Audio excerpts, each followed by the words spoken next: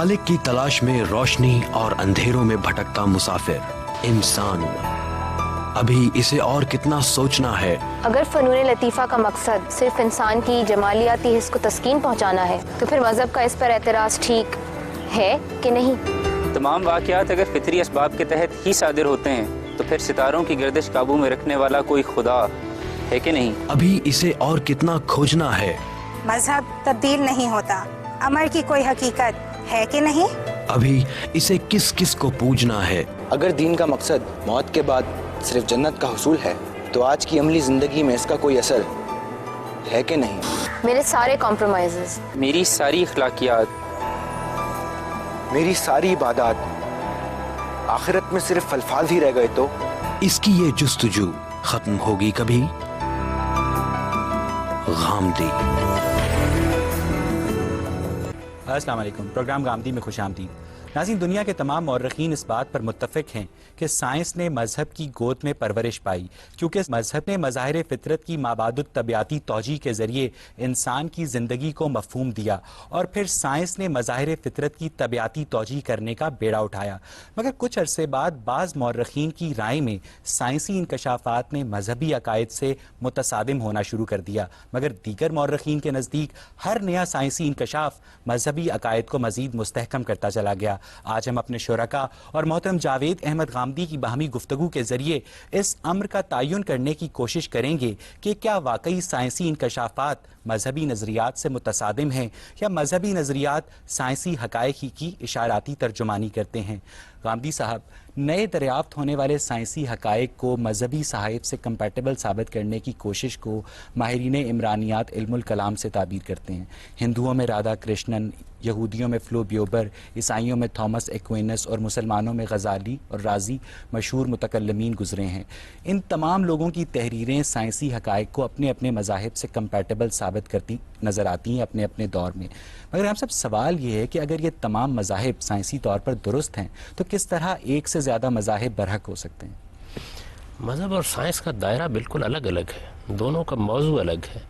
मज़हब का मौजू ये है कि जो दुनिया आने वाली है, मौत के बाद जो ज़िंदगी शुरू होने वाली है, उस पर क्या होगा, उसके नवामीस क्या हैं, उसके कवानीन क्या हैं, उसकी तैयारी हमने यहाँ कैसे करनी है, उसका हमारे अखलाकी वजूद पर क्या असर पड़ता है, ये मज़हब का मौजू है। साइंस का मौजू तबियात की ये दुनिया है जिसमें हम इस वक्त रह रहे हैं, तो इस वजह से दोनों में किसी तसादुम के तो पेश आने का कोई इम्कान ही नहीं है। दर हकीकत मज़हब की ताबीरात की जाती रही हैं, मज़हब की बुनियाद पर एक इल्म कलाम वजूद में आता रहा है, मज़हब की बुनियाद पर कलीसा ने कुछ नज़रियात कायम किए, उनमें और साइंसी तसव्वुरात में तसादुम हुआ, उसको बदकिस्मती से मज़हब और साइंस का तसादुम समझ लिया गया। दरहाल कि दोनों का मौजू बिल्कुल अलग है। आप कुरान मजीद को पढ़िए तो आप पर यह बात बिल्कुल वाज़ेह हो जाएगी कि वो असल में इंज़ार क़यामत की किताब है। वो ख़बरदार कर रही है कि मौत के बाद एक ऐसा दिन आने वाला है जिसमें तुम सबको अपने परवरदिगार के हुजूर में खड़ा होना है और वहाँ तुम्हारी जवाबदेही इस उसूल पर होनी है कि तुमने अपने इल्म को कितना पाकीज़ा बनाया, तुमने अपने अखलाक को कितना पाकीज़ा बनाया। मज़हब का मौजू मुख्तलिफ है तो फिर क्या अहले मज़हब को साइंसी मामलात में मुदाखलत करनी चाहिए? मेरे नज़दीक तो कभी नहीं करनी चाहिए।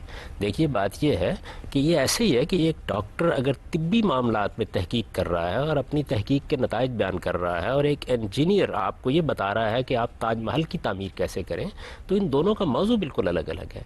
हाँ, ऐसा कभी कभी होता है कि साइंस कोई ऐसी बात कह देती है जो बज़ाहिर मजहबी तसव्वुरात पर असरअंदाज हो रही होती है, तो वहाँ कुछ कलामी मबाइस वजूद में आ जाते हैं। बिल्कुल इसी तरीके से आप कुरान का मसलन मुताला करें तो कुरान मजीद तौहीद पर दलाइल दे रहा है, क़यामत पर दलाइल दे रहा है, आपको कायनात में अल्लाह ताला की आयात की तरफ मतवज्जे कर रहा है।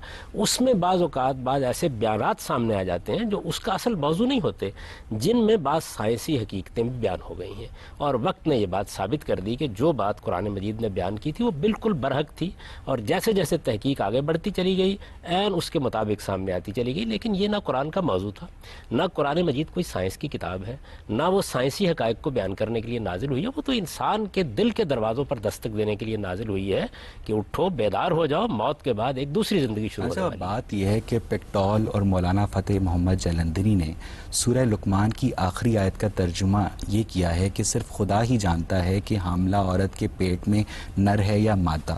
ہم سب اب جب سائنس اس قابل ہو گئی ہے کہ وہ الٹرا ساؤنڈ کے ذریعے اس امر کا تعین پہلے سے ہی کر لیتی ہے، تو کیا ہم اس آیت کا کوئی اور مفہوم یا ترجمہ اخذ کر سکتے ہیں؟ یہ ترجمہ کس نے کیا ہے؟ یہ ترجمہ تو کیا نہیں جا پیکٹول نے اور سکتا، مولانا فتح محمد کیا جلندری نہیں جا سکتا، اس لیے کہ اس میں ما فی الارحام کے الفاظ ہیں، اس میں مرد اور عورت کا سوال ہی نہیں ہے۔ کیا سائنس نے جاننے کا کوئی ذریعہ دریافت کر لیا ہے کہ ماں کے پیٹ میں سے ارسطو پیدا ہو رہا ہے یا افلاطون پیدا ہو رہا ہے، اقبال پیدا ہو رہا ہے یا فردوسی پیدا ہو رہا ہے، یہ بڑا ہو کر غالب بنے گا یا ہٹلر بن جائے گا؟ تو قرآن مجید نے وہاں کہاں ذکر کیا ہے مرد اور عورت کا؟ وہاں بریکٹ یا میں لڑکے لکھا اور ہے لڑکی نر کا؟ یا مادہ۔ یہ تو بریکٹ میں اگر انہوں نے خود یہ سمجھ کے کر دیا تو قرآن نے تو یہ بات نہیں کہی۔ قرآن مجید تو یہ کہہ رہا ہے کہ اللہ اس بات کو جانتا ہے کہ ماں کے پیٹ میں کیا ہستی پرورش پا رہی ہے، ظاہر ہے کہ اس کا علم ہر چیز کا احاطہ کیے ہوئے ہے۔ تو آپ انسانی شخصیت کے بارے میں کیا یہ مرد اور عورت کا جاننا؟ مراد یہ ہے کہ خدا یہ نہیں جانتا کہ اس کے اندر نر ہے یا مادہ، بلکہ یہ جانتا ہے کہ یہ بڑا ہو کے اچھا ہوگا یا برا۔ وہ بھی جانتا ہے، پوری شخصیت سے واقف ہے۔ یہ نر اور مادہ یہ تو پرانے زمانے کے عرب بدو یعنی جان اس لیتے آیت تھے۔ میں جنسی تعین نہیں کیا جا رہا بلکہ اخلاقی تعین کیا جا رہا ہے، پوری شخصیت کے بارے میں پوری شخصیت کا تعین کیا جا رہا ہے۔ انسان کی شخصیت کیا محض اخلاقی ہے، کیا محض عقلی ہے؟ میں کیا ہم ہوں، سب میرا وجود کیا ہے، میں کیا کروں گا؟ ایک بڑا خوفناک سوال یہ پیدا ہوتا ہے کہ اگر خدا کو پہلے سے ہی پتا ہے کہ ماں کے پیٹ میں جو ہستی ہے وہ نیک ہے یا بد، جیسا کہ آپ نے فرمایا کہ وہ اخلاقی طور پر تعین کیا جا رہا ہے، بعد ہی نے استعمال کیا، میں نے کہا وہ ارسطو ہے، وہ افلاطون ہے، وہ اقبال ہے، وہ غالب ہے، اس کی صلاحیتیں کیا ہیں، اس کی شخصیت کیا ہے، وہ سائنسدان بنے گا، شاعر بنے گا، ادیب بنے گا۔ یہ سب کچھ پری خدا کا ڈیٹرمنٹ علم تو پہلے سے ہونا چاہیے، خدا نے صلاحیتیں دی ہیں۔ سوال یہ ہے میں کہاں پیدا ہوں گا، میرے والدین کیا ہوں گے، میرا وطن کیا ہوگا، مجھے کیا صلاحیتیں ملے گی، میں ان کو نشو و نما دے کہ کیا بنوں گا۔ یہ اگر خدا کو معلوم نہ ہو اور اس کی کائنات میں بغاوت ہو جائے اور اس کے بعد اطلاع دی جائے، اس کے دروازے پر دستک دے کر کے بیدار ہو جائیے، یہ انسان کر بیٹھا۔ اللہ تعالیٰ کا علم ہر چیز کا احاطہ کیے ہوئے اس کا بیان ہے، اس میں نر اور مادہ کہاں زیر بحث آ گئے؟ میں تو یہ عرض کر رہا ہوں کہ نر اور مادہ کے بارے میں تو بدو جان لیتے تھے، پرانے زمانے کی دایا جان لیتی آپ تھی، پیٹ پیکٹول پر اور ہاتھ مولانا پھیر کے فتح بتا محمد دیتی تھی آپ کو۔ جلندری کے ترجمے سے اختلاف کر رہے ہیں۔ میں تو آپ سے عرض کر رہا ہوں کہ قرآن مجید کو نکال کے پڑھیے نا، قرآن مجید میں ما فی الارحام کے الفاظ ہیں، ماؤں کے پیٹ میں کیا پرورش پا رہا ہے اس کو خدا جانتا ہے، یقیناً خدا ہی جانتا ہے۔ ابھی تک تو کوئی ایسا ذریعہ دریافت نہیں ہو سکا اور میرے نزدیک اس کا کوئی امکان بھی نہیں ہے۔ یعنی یہ کیا چیز ہے؟ بچوں کی بات ہے کہ یہ جان لیا کہ لڑکی ہے یہ لڑکا ہے۔ میں عرض کر رہا ہوں کہ یہ تو پرانے زمانے کی دایا جان لیتی تھی، اس میں کیا کمال کیا آپ نے؟ جو بات قرآن مجید نے کہی ہے بڑی غیر معمولی بات ہے کہ تم کیا جانتے ہو اس بات کو کہ پروردگار کس درجے میں جانتا ہے کہ ماں کے پیٹ میں جو آج بچہ پیدا ہو رہا ہے یہ کل کیا بننے والا ہے، اس کی شخصیت کیا سامنے آئے گی، یہ دنیا میں کیا کارنامے کرے گا، اس سے خیر پھیلے گا، اس سے شر پھیلے کو گا۔ منطق کی کسوٹی پہ پرکھنا ممکن ہے؟ دیکھیے بات یہ ہے کہ منطق کیا چیز ہے، مذہب جو بات کرے گا وہ علم و عقل کے آخری میزان پر پوری اترتی ہے۔ منطق تو اصل میں علمی اور عقلی گفتگو کا ایک ذریعہ ہے جس کو آپ منطق کہتے ہیں۔ منطق کیا ہے؟ منطق کا مطلب یہ ہوتا ہے کہ ایک پریمیسز آپ کو دے دیا گیا ہے، آپ اس سے کچھ چیزوں کو انفر کر رہے ہیں۔ تو یہ پرانے زمانے میں آپ جانتے ہیں کہ ارسطو کی منطق کا رواج تھا جس کو منطق استخراجیہ کہتے ہیں، ڈیڈکٹیو لاجک، وہ اب دنیا میں ختم ہو گئی۔ اب تو آپ استقراء کے دور میں جی رہے ہیں، اس میں بھی بے شمار ترقی ہوتی رہتی ہے اور انسانی عقل صرف منطقی طریقے سے کام نہیں کرتی، انسانی عقل کے کام کرنے کے بے شمار دوسرے پہلو ہیں، وہ براہ راست بعض چیزوں کو محسوس بات کرتی یہ ہے کہ سائنس اپنے استدلال کی بنیاد منطق اور عقل پہ رکھتی ہے، جبکہ آپ بھی دعویٰ کر رہے ہیں کہ مذہب کے اندر ایسی کوئی چیز نہیں ہے جو منطق اور عقل کے معیارات کے خلاف ہو۔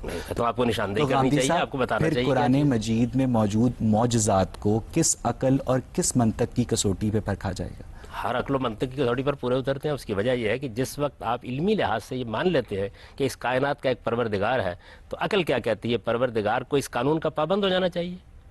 پھر تو اس کا مطلب یہ ہوا کہ وہ اس طبیعیات کی دنیا کی تخلیق ہے، اگر وہ اس کا خالق ہے تو وہ جب چاہے گا اس کے قانون میں تبدیلی کر دے گا۔ یہ جو لفظ ایمان ہے وہ بھی اس بات کی دلیل ہے کہ وہ آپ کے دل سے اٹھنے والی آواز ہے، اور ایمان اور عقل کا آپس میں کوئی باہمی تعلق استوار یہ کیا آپ جا کو سکتا کس نے کہا ہے؟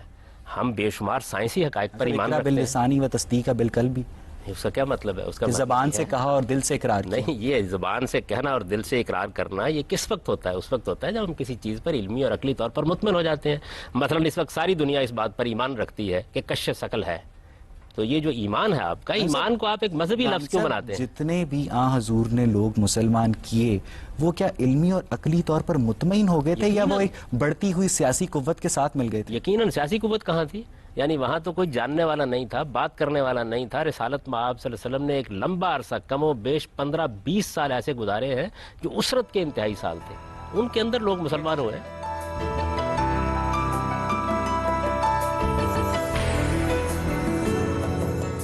ترجمان صاحب بات یہ ہے کہ کلوننگ کے ذریعے ہم بے تحاشا موروثی بیماریوں کا خطرہ کم کرنے کے قابل ہو گئے ہیں، مگر صاحب جو مذہبی علماء کی اکثریت ہے وہ کلوننگ کی اس بنیاد پر مخالفت کرتی ہے کہ خدا ہی نئی جان کی تخلیق پر قادر ہے، اور وہ اس کی سپورٹ میں سورہ روم کی 27ویں آیت کا بھی استعمال کرتے ہیں. تو صاحب آپ کلوننگ کو شرعی نقطہ نظر سے کس طرح دیکھتے ہیں؟ میرے نظر تو ایک سائنسی مسئلہ ہے، اس کا سائنسی لحاظ سے جائزہ لینا چاہیے. البتہ اگر آپ انسان کی کلوننگ کریں گے تو اس سے کچھ اخلاقی سوالات پیدا ہوتے ہیں. کسی چیز کا ہونا ایک چیز ہے، ہو جانا ایک چیز ہے، ممکن العمل ہونا ایک چیز ہے، اور اس سے اخلاقی سوالات جو پیدا ہوتے ہیں ان کا سامنا انسان کو کرنا پڑتا ہے. تو انسان کے معاملے میں یہ سوالات پیدا ہوں گے، یعنی یہ سوالات سامنے آئیں گے. اگر کوئی اخلاقی تقاضا نہیں ہے تو کسی چیز کو ماننے سے کوئی انکار نہیں. اخلاق کو اپنی بنیاد تسلیم نہیں کرتی، مذہب کرتا ہے، تو پھر سائنس کا اخلاقی جواز کچھ بات سمجھ نہیں آئی. بھائی بات یہ ہے کہ سائنس ایٹم بم بنائے گی، بنانے کا حق ہے اس کو، لیکن میں نہیں بنانے دوں گا. اس لیے نہیں بنانے دوں گا کہ آپ یہ کام کر کے انسانیت کی تباہی کا سامان کر رہے ہیں.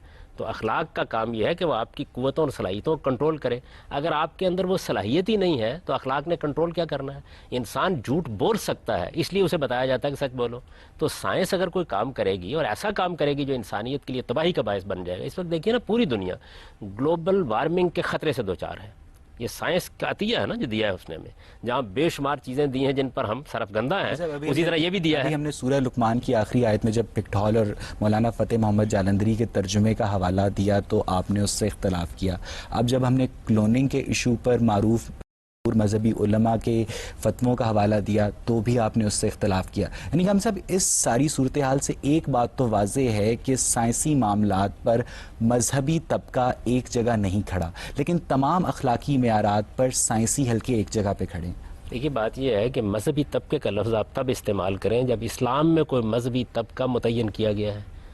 آپ بھی اس مذہب کو مانتے ہیں، میں بھی اس کو مانتا ہوں، اس کی کتاب ہمارے پاس موجود ہے. ہر بندہ اگر قرآنی آیات کی الگ الگ سائنٹیفک انٹرپریٹیشن کر رہا ہو، جیسا کہ ڈاکٹر ذاکر نائک کرتے ہیں، ہارون یا کرتے ہیں، تو غامی صاحب آپ بھی اس سے اختلاف کریں گے، ہو سکتا ہے بعض باتوں سے آپ اتفاق کریں. اب یعنی ہر بندے کو یہ ذاتی طور پر حق ہے کہ وہ اس سے اختلاف کرے یا اگر وہ اتفاق اپنے کرے. اندر کمپیٹنس تو پیدا کر غامی صاحب لیتا اس سے تو دین کی یگانگت پارا پارا نہیں ہو جائے. دیکھیے بات ہے، اس کا یگانگت سے کیا تعلق ہے؟ علمی معاملات میں اختلافات ہوتے ہیں، سائنس میں نہیں ہوتے.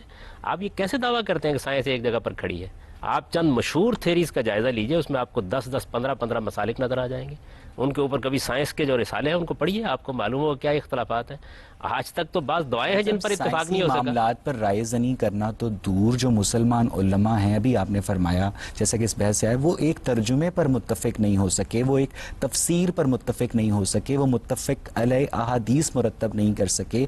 تو اس ساری صورتحال میں ہم کس طرح مذہبی طبقے کو یہ اجازت دیں گے کہ وہ سائنس کے متعلق اظہار خیال کریں؟ آپ انسانوں کو روبوٹ بنانا کیوں چاہتے ہیں؟ اختلاف کرنے دیجئے. اختلاف علم کی ترقی کا ذریعہ بنتا ہے. بھائی کائنات کا مطالعہ کریں گے اختلاف ہوگا، قرآن کا مطالعہ کریں گے اختلاف ہوگا. تو اختلاف کی وجہ کیا ہوتی ہے وہ جاننا چاہیے. اختلاف کی 2 وجہ ہوتی ہیں، یا علم میں کوئی کمی ہوتی ہے یا تدبر اور غور و خوض میں کمی ہوتی ہے. اس کو دوسرے لوگ دور کرتے رہتے ہیں. سائنس کی تاریخ کیا ہمیشہ سے ایسی ہے؟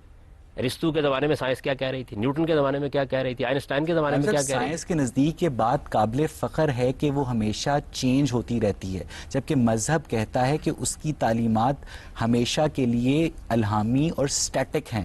یہی بات یہ ہے کہ یہ آپ نے مذہب کے بارے میں بات کی ہے یا مذہبی علماء کے بارے میں بات کی ہے؟ مذہب کے بارے میں. تو مذہب تو قرآن مجید میں موجود ہے. اس کے بعد تو کوئی نئی کتاب نہیں آنے والی، کوئی نئی کتاب نہیں آئے گی، لیکن سمجھنے والے تو انسان ہوں گے نا.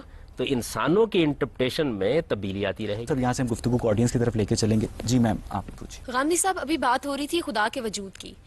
جو مذہب ہمیں نالج دے رہا ہے، جو مذہب ہمیں بتا رہا ہے، وہ یہ بتاتا ہے کہ اس یونیورس کو، اس کائنات کو خدا نے بنایا.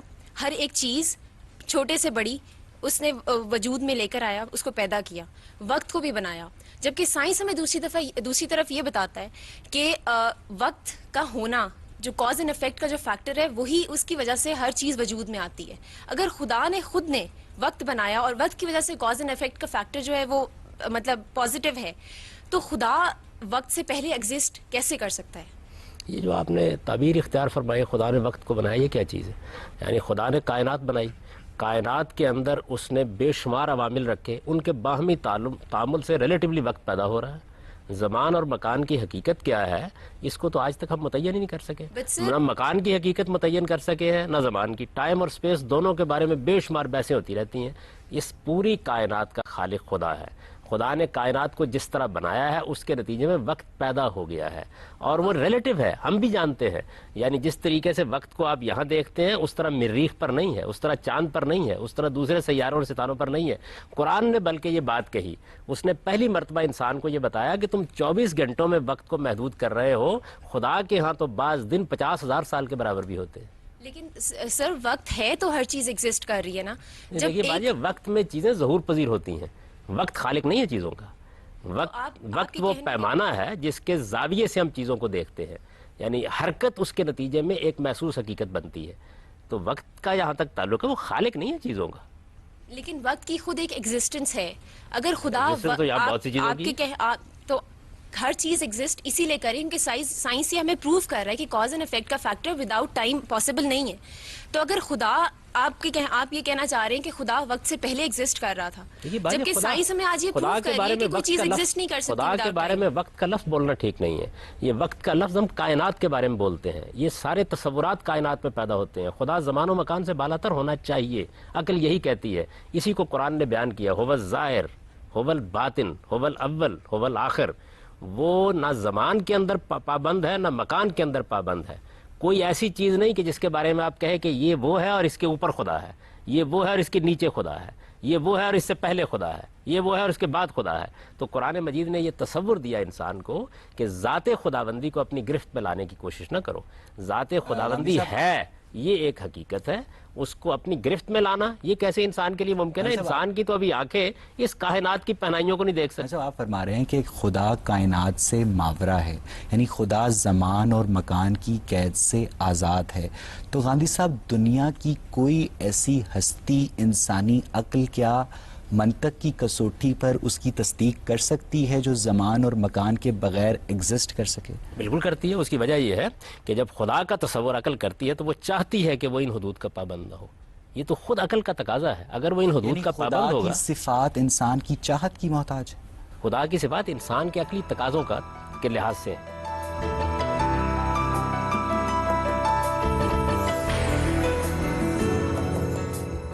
غامدی صاحب، کائنات کیسے وجود میں آئی؟ اس میں اسلامی تعلیمات اپنی جگہ پہ ہیں، لیکن سائنس کا بڑا کانٹروڈکٹری تھیوریز آئی ہیں، تو اس بارے میں آپ کیا فرماتے ہیں؟ یہ بات یہ کچھ وہ چیزیں ہیں جو قرآن مجید نے بیان کر دی ہیں، کچھ چیزیں وہ ہیں کہ جن کو قرآن مجید نے اپنا موضوع نہیں بنایا، ان میں سائنس تحقیقات کر رہی ہے، بیان کر رہی ہے، اس میں مختلف نقطۂ نظر سامنے آتے ہیں، ان کا علمی جائزہ لیتے رہنا چاہیے۔ قرآن مجید صرف اتنی بات بیان کرتا ہے جتنی اس کے موضوع سے متعلق ہوتی ہے۔ اس کے علاوہ وہ سائنس کی کتاب نہیں ہے، نہ اس کا یہ کام ہے کہ آپ کو اس کے بارے میں بتائے، ورنہ تو انسانی علم و عقل کا دروازہ بند ہو جائے۔ اس نے آپ کے لیے دروازہ کھولا ہے، آپ اس میں جو مختلف نقطۂ نظر ان کا جائزہ لیں۔ مثلا انسان کی تخلیق کے بارے میں قرآن مجید نے چند بنیادی باتیں بتا دی۔ یہ پہلی مرتبہ انکشاف کیا قرآن مجید نے کہ انسان کی تخلیق دو ادوار میں ہوئی ہے۔ یہ بتایا کہ پہلے دور میں بالکل اسی طریقے سے تخلیق ہوئی ہے مٹی کے پیٹ میں جس طریقے سے اب ماں کے پیٹ سے ہوتی ہے۔ یہ بتایا کہ یہ دور جو اب گزر رہا ہے اس سے پہلے انسان پر ایک حیوانی دور بھی گزر چکا ہے۔ یہ باتیں قرآن نے بیان کر دی، اور یہ بیان کرنے کی وجہ کیا ہوئی؟ وجہ یہ ہوئی کہ انسان کی تخلیق کے بارے میں کچھ بنیادی باتیں توحید کو بیان کرنے کے لیے کہنی ضروری ہو گئی تھیں، ورنہ یہ اس کا اصل موضوع نہیں ہے۔ اس سے آپ کو ایک روشنی مل گئی، آپ چاہیں تو اس سے فائدہ اٹھائیں، چاہیں تو مزید آگے بڑھیں۔ تو انسان کو اللہ تعالیٰ نے صرف ان معاملات میں خطاب کیا ہے جن میں دنیا کے اس تصور کے بارے میں بتانا مقصود ہے کہ اس کا کیا کوئی خالق ہے، کیا ہماری موت کے بعد کوئی دوسری زندگی ہے، اگر ہے تو پھر اس زندگی میں پہنچنے کے لیے ہمیں کیا کرنا ہے۔ یہ قرآن کا موضوع ہے۔ ہم صاحب آپ فرما رہے ہیں کہ خدا نے انسان کو زمین کے پیٹ سے پیدا کیا، ہم صاحب یہ بات قرآن میں کہاں کہی گئی ہے؟ قرآن مجید کی سورہ سجدہ میں بیان کیا گیا نا، اور بھی جو بیان کیا گیا کہ انسان کو ہم نے تین لازب سے پیدا کیا، انسان کو ہم من سلسال کالفخار سے پیدا کیا۔ یہ تو قرآن مجید نے ترجمہ کیجیے اس آیت کا۔ یعنی کھنکھناتی مٹی سے پیدا کیا، ہم نے گارے سے انسان کو پیدا کیا، یہ بیان کیا ہے نا۔ اس سے یہاں یہ کیسے ثابت ہوتا ہے کہ زمین کے پیٹ گارا کہاں ہوتا ہے بھائی؟ گہرا وہیں ہوتا ہے، زمین میں ہوتا ہے. یعنی اس سے قرآن نے یہ بتایا کہ سمندروں کے کنارے جو ایک خاص طرح کی دلدلی زمین پیدا ہو جاتی ہے اس کے اندر تخلیق کی ابتدا ہوئی. پھر بتایا کہ وہ مٹی خشک ہو گئی. آیت کی تشریح کرنے کا طریقہ ہے تو الفاظ یہی بتا رہے ہیں نا، تین لازم کہتے کس کو ہے؟ خان صاحب اسی سلسال کل فخار کہتے کس کو ہے؟ مولانا فتح محمد جالندھری اور پکٹھول نے جب سورہ لقمان کی آیت کا ترجمہ کیا تھا تو وہ ان کا تشریح کرنے کا طریقہ تھا. آپ کی اس تشریح سے بہت سارے مذہبی علماء اتفاق نہیں کرتے اور ان کی اس تشریح سے آپ اتفاق نہیں کرتے. بات یہ ہے کہ یہ تو علم کی دنیا ہے، اس کے اندر جس نے کوئی بات کہنی ہے وہ اپنے دلائل دے دے گا. علم تو حیرت کی بات یہ ہے، لیکن کیا قرآن کی انٹرپریٹیشن ایک نہیں ہو سکتی جس سے یہ تمام مسائل پیدا ہی نہ؟ بات یہ ہے کہ کیوں آپ اس کو بند کرنا چاہتے ہیں؟ قرآن مجید کی یہی خوبی ہے کہ انسان اس کو پڑھتا ہے، سمجھتا ہے، نئے نئے عجائب دریافت کرتا ہے، نئی نئی دنیایں دریافت کرتا ہے. اس طرح وہ لوگ جو قرآن سے دلچسپی رکھتے ہیں وہ کبھی اسے سیر نہیں ہوتی. ٹھیک ہے صاحب جی. آپ غامدی صاحب، آپ نے شروع میں کہا کہ آپ سمجھتے ہیں کہ مذہب اور سائنس دونوں ڈفرینٹ چیزیں ہیں. I sort of totally negate that point. قرآن مجید کو ایک مکمل کتاب کا خطاب حاصل ہے. مکمل کتاب کیا ہے؟ جس کے اندر اللہ تعالیٰ نے ہمارے لیے ہر علم ڈالا ہوا ہے. ہر علم کے اندر سائنسی علم بھی آ جاتا ہے. اور یہ ایک فیکٹ ہے کہ فارن کنٹریز میں if scientist have to conclude something, انہیں کوئی ریسرچ کرنی ہوتی ہے تو قرآن مجید کا ترجمہ اپنے سامنے رکھ کے اس کے اندر سے تحقیقات ڈھونڈ کے اور پھر آگے سے اپنی تحقیقات کو آگے لے کے جاتے ہیں. تو پھر آپ کیسے کہہ سکتے ہیں کہ سائنس اور مذہب دو مختلف چیزیں ہیں؟ یہ آپ کی خوش فہمیاں ہیں، اس طرح کی کوئی بات قرآن نے نہیں کہی. وہ کامل کتاب ہے ہدایت کے لحاظ سے، یعنی جس موضوع سے متعلق وہ بات کرتی ہے اس میں ایک کامل کتاب ہے. اس کا یہ کام نہیں ہے کہ آپ کو ایٹم بم بنانا سکھائے، اس کا یہ کام نہیں ہے کہ آپ کو علاج معالجے کے طریقے بتائے. یہ انسان کا کام ہے کہ ان کو سیکھیں. اور یہ بھی آپ کی میری بہن خوش فہمی ہے کہ سائنسدان قرآن مجید کھول کے بیٹھ جاتے ہیں اور اس کی بنیاد پہ تحقیق کرتے ہیں. ایسا کبھی نہیں ہوا انسانی تاریخ میں، یہ واقعہ کبھی نہیں ہوا. مسلمانوں کے یہاں بھی نہیں ہوا، کوئی آئیے غیر مسلموں کے یہاں ہوتا. ان دونوں کا موضوع ہی بالکل الگ ہے. اس بات پر میں کچھ ایڈ کرنا چاہوں گا. پچھلے دنوں اخبار میں میری نظر سے ایک کالم گزرا جس میں یہ لکھا تھا کہ ٹورنٹو یونیورسٹی میں ایک اناٹومی اور سیل بایولوجی کے ایک پروفیسر ہیں جن کا نام ہے کیتھ مور. انہیں سعودی عرب کی حکومت نے کنگ عبدالعزیز یونیورسٹی میں ایک بھاری مشاہرے پہ ملازم رکھا اور ان کا کام یہ تھا کہ قرآن اور حدیث میں انسانی تولید کے متعلق جو مواد ہے اس کو جدید سائنس سے کمپیٹیبل ثابت کیا جائے. یعنی قرآن کو پہلے درست تسلیم کیا گیا جیسا کہ انہوں نے کہا اور پھر اس کی سائنٹیفک انٹرپریٹیشن مانگی گئی. ہم سب ابھی آپ نے کہا ہے کہ یہ کام کبھی نہ مغرب میں ہوا نہ مسلمانوں میں ہوا. یہ آپ کے سامنے زندہ جیتی جاگتی مثال ہے. نہیں، وہ اور بات ہے جو انہوں نے کہی تھی. وہ بات یہ تھی کہ سائنسدان بیٹھ گئے اور انہوں نے کتاب کو ایک سائنسدان تھا. یہ تو ایک بالکل دوسری چیز ہے. تو یہ ہے کہ کسی مذہب کے ماننے والوں نے جب یہ دیکھا کہ انسان کی ولادت کے بارے میں قرآن مجید کے کچھ بیانات ہیں تو ایک سائنسدان کو انہوں نے کہا کہ دیکھیں آپ کے جو علم ہے اس کی روشنی میں ذرا ہمیں بتائیے کہ کیا چیز قرآن نے کہی اور کیا آپ کہتے ہیں. یہ بالکل ایک دوسری بات ہے. اور یہ کہ سائنسدان جب ناسا میں بیٹھتے ہیں یا سائنسدان جب طبی تحقیق کرتے ہیں تو وہ قرآن کھول کے بیٹھ جاتے ہیں. میرا خیال یہ رویہ علمی طور پر درست نہیں ہے. بالکل درست نہیں. اس کی وجہ یہ ہے کہ جس کتاب کا جو موضوع ہے قرآن مجید نے کبھی یہ دعویٰ نہیں کیا. ٹھیک ہے جی آپ پلیز. 20th سینچری میں انسان کی جو ایوریج عمر تھی وہ 40 ایئرس تھی، ٹھیک ہے، اور اب 21st سینچری میں انسان کی ایوریج عمر 65 ایئرز ہے. ویئرز قرآن میں مینشن کیا گیا کہ حضرت نوح کی عمر 900 ایئرس تھی، جس کی ڈاکٹر مہدی حسن نے یہ کہا ہے کہ وہ 900 قمری سال تھے کیونکہ تب جو ہے شمسی کیلنڈر کا رواج ہی نہیں تھا، ٹھیک ہے. اور اگر دیکھا جائے تو سال میں 12 چاند ہوتے ہیں، 900 پہ اس کو تقسیم کیا جائے تو 75 آتا ہے، جو کہ کافی ریئلسٹک ایج پتہ چلتی ہے. تو آپ اس بارے میں کیا کہتے ہیں؟ یہ بات یہ ہے کہ قرآن مجید نے سال کہا ہے اور قرآن مجید کو جو آدمی پڑھتا ہے وہ جانتا ہے سال کا مطلب کیا ہوتا ہے. اس وجہ سے یقیناً وہ 950 سال ہی ہیں. ایسے ہی جیسے آپ بولتے ہیں. اور قمری سال جو ہے وہ صرف 10 دن چھوٹا ہوتا ہے شمسی سال سے. ہم روز قمری سال کا تجربہ کرتے ہیں. قرآن مجید بالکل واضح زبان میں نازل ہوا ہے، اس میں اس طرح کوئی ابہام نہیں ہوتا. اور دوسرے یہ کہ قرآن جس زمانے کی خبر دے رہا ہے وہ زمانہ تو ابھی آپ سائنس میں متعین نہیں کر سکے کہ لاکھوں سال پہلے کا تھا. غامدی صاحب، جس طرح انگریزوں نے ترقی کی، سائنس کا یوز کرتے انہوں نے ایٹم بم وغیرہ بنایا، تو مسلمانوں کے لیے یہ ہے کہ انہوں نے اپنی زندگی قرآن اور حدیث کی روشنی میں رہ کر اپنی زندگی میں امپرومنٹ لانی. تو ہم قرآن اور حدیث کی روح سے کیسے انگریزوں کو کمپیٹ کر سکتے ہیں؟ ذرا مجھے ان مسلمانوں کے بارے میں بتائیے جو قرآن و حدیث کی روشنی میں زندگی بسر کرنے کی کوشش کر رہے ہیں. یہ جھوٹ، یہ بددیانتی، یہ ملاوٹ، یہ دوسروں کے مال لوٹنا، یہ سب قرآن و حدیث کی روشنی میں ہو رہا ہے. مسلمان اگر قرآن و حدیث کی روشنی میں زندگی بسر کرتے تو دنیا کے اندر اسی پستی میں گرے ہوئے ہوتے. نہ انہوں نے قرآن و حدیث کی روشنی میں زندگی بسر کی ہے، نہ طبعی علوم کے ساتھ وابستگی برقرار رکھی ہے. دونوں کے نتائج بھگت رہے ہیں. لیکن قائم صاحب ہم کہاں ہے کہ مسلمان قرآن و حدیث کے مطابق زندگی بسر کر رہے ہیں؟ ہم پھر کمپیٹ کیسے کر سکتے ہیں انگریزوں کو اگر ہم اپنے آپ کو اسلام پہ بھی رکھیں اور ساتھ ہم کمپیٹ کرنا چاہیں ان کو؟ اسلام کہاں آپ کے راستے میں رکاوٹ بن گیا ہے؟ اسلام کا موضوع بالکل الگ ہے. دنیا کے اندر آپ کو جو ترقی کرنی ہے اس کے لیے آپ کو طبعی علوم حاصل کرنے چاہیے, ان میں تحقیق کرنی چاہیے, اس کے نتائج نکالنے چاہیے. آپ کو دنیا میں جو سوشل سائنسز کی ترقی ہوئی ہے اس سے فائدہ اٹھانا چاہیے. مذہب آپ کو یہ بتاتا ہے کہ آپ کے اخلاقی وجود کو کیسے پیوریفائی کیا جائے, اور آپ قیامت میں جب اٹھیں تو وہاں آپ کو کن چیزوں کے لیے جواب دہ ہونا ہے. پہلے مذہب کا موضوع متعین کر لیجئے. آپ ڈاکٹر کے پاس مکان کا نقشہ بنوانے کے لیے جا رہے ہیں.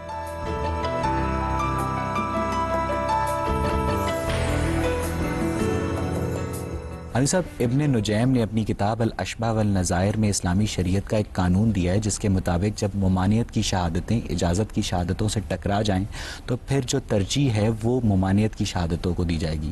علی صاحب, اسی طرح وہ آگے چل کر لکھتے ہیں کہ اسی آیت کو بنیاد بنا, اسی اصول کو بنیاد بنا کر وہ یہ کہتے ہیں کہ جو لاش کی چیر پھاڑ ہے کسی بھی صورت میں قطعی طور پر حرام ہے, اس کا پوسٹ مارٹم نہیں کیا جا سکتا.